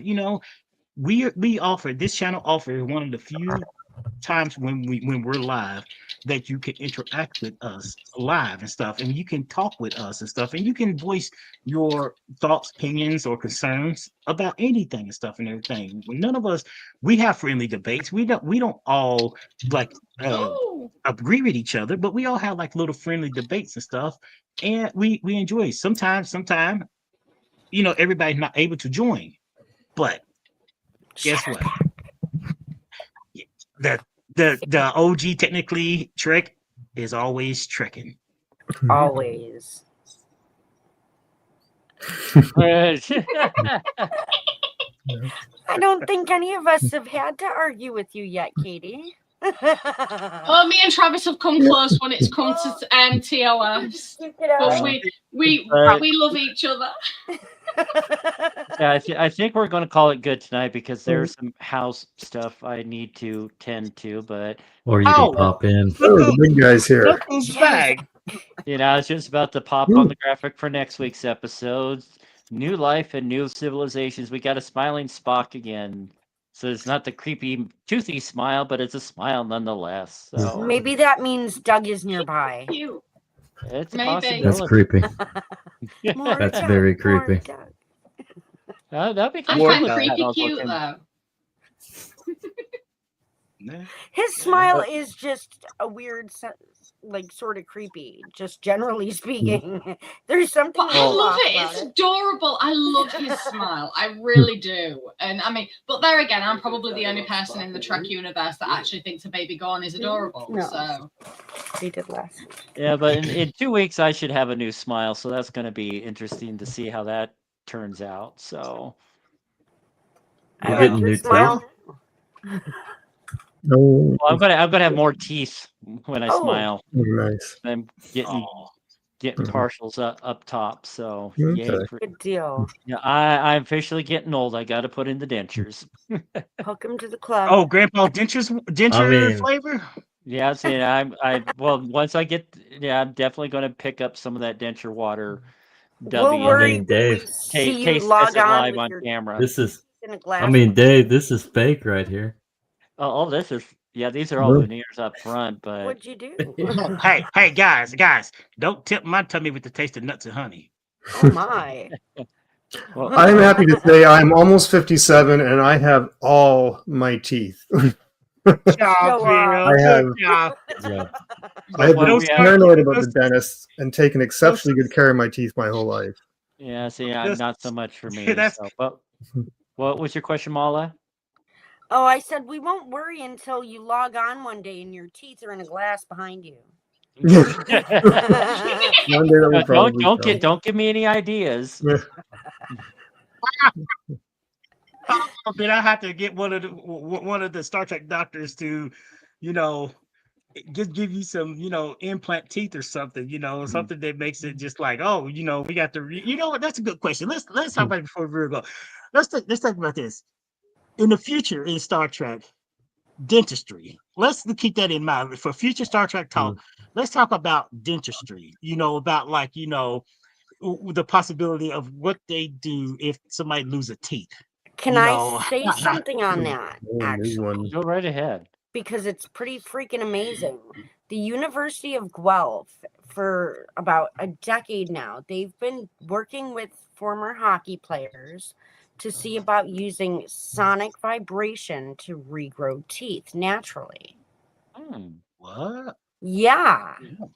Look it up. It's crazy. I can't explain it That would be properly, nice. but they have been working on that for like over a decade now. And I wouldn't be found that surprised. I wouldn't be fascinating. surprised. And That's Soon something we enough, can talk yeah. about for a future episode. Possibly, yeah. Wendell Clark, I think. Leave it to Guelph. But Oh, see, well, But- years ago, he was one of the original members of the study. yeah. He's a hockey player. nice. Well, Dave, it's a I- pleasure. As always, thank y'all for joining tonight. Thank you to all that were in the chat. And saying I got some other important business to take care of. So until I'm going to next mention super quick. I'm going to go live in about 25 minutes. If anybody wants to jump on, I might continue a conversation over there. So, Phil Chandler Arts. cool, nice little plug How there. do we Thank get you, there? Phil. No, he Yeah, just said Phil Can you Chandler drop Arts a on link in the YouTube. comments? Can I drop? Oh shit. Or does it mark you as spam if you try? I can try. Let me just open. I spam can't Just do like it here because YouTube.com it always slash is join the Phil chat. Chandler But let me. Arts.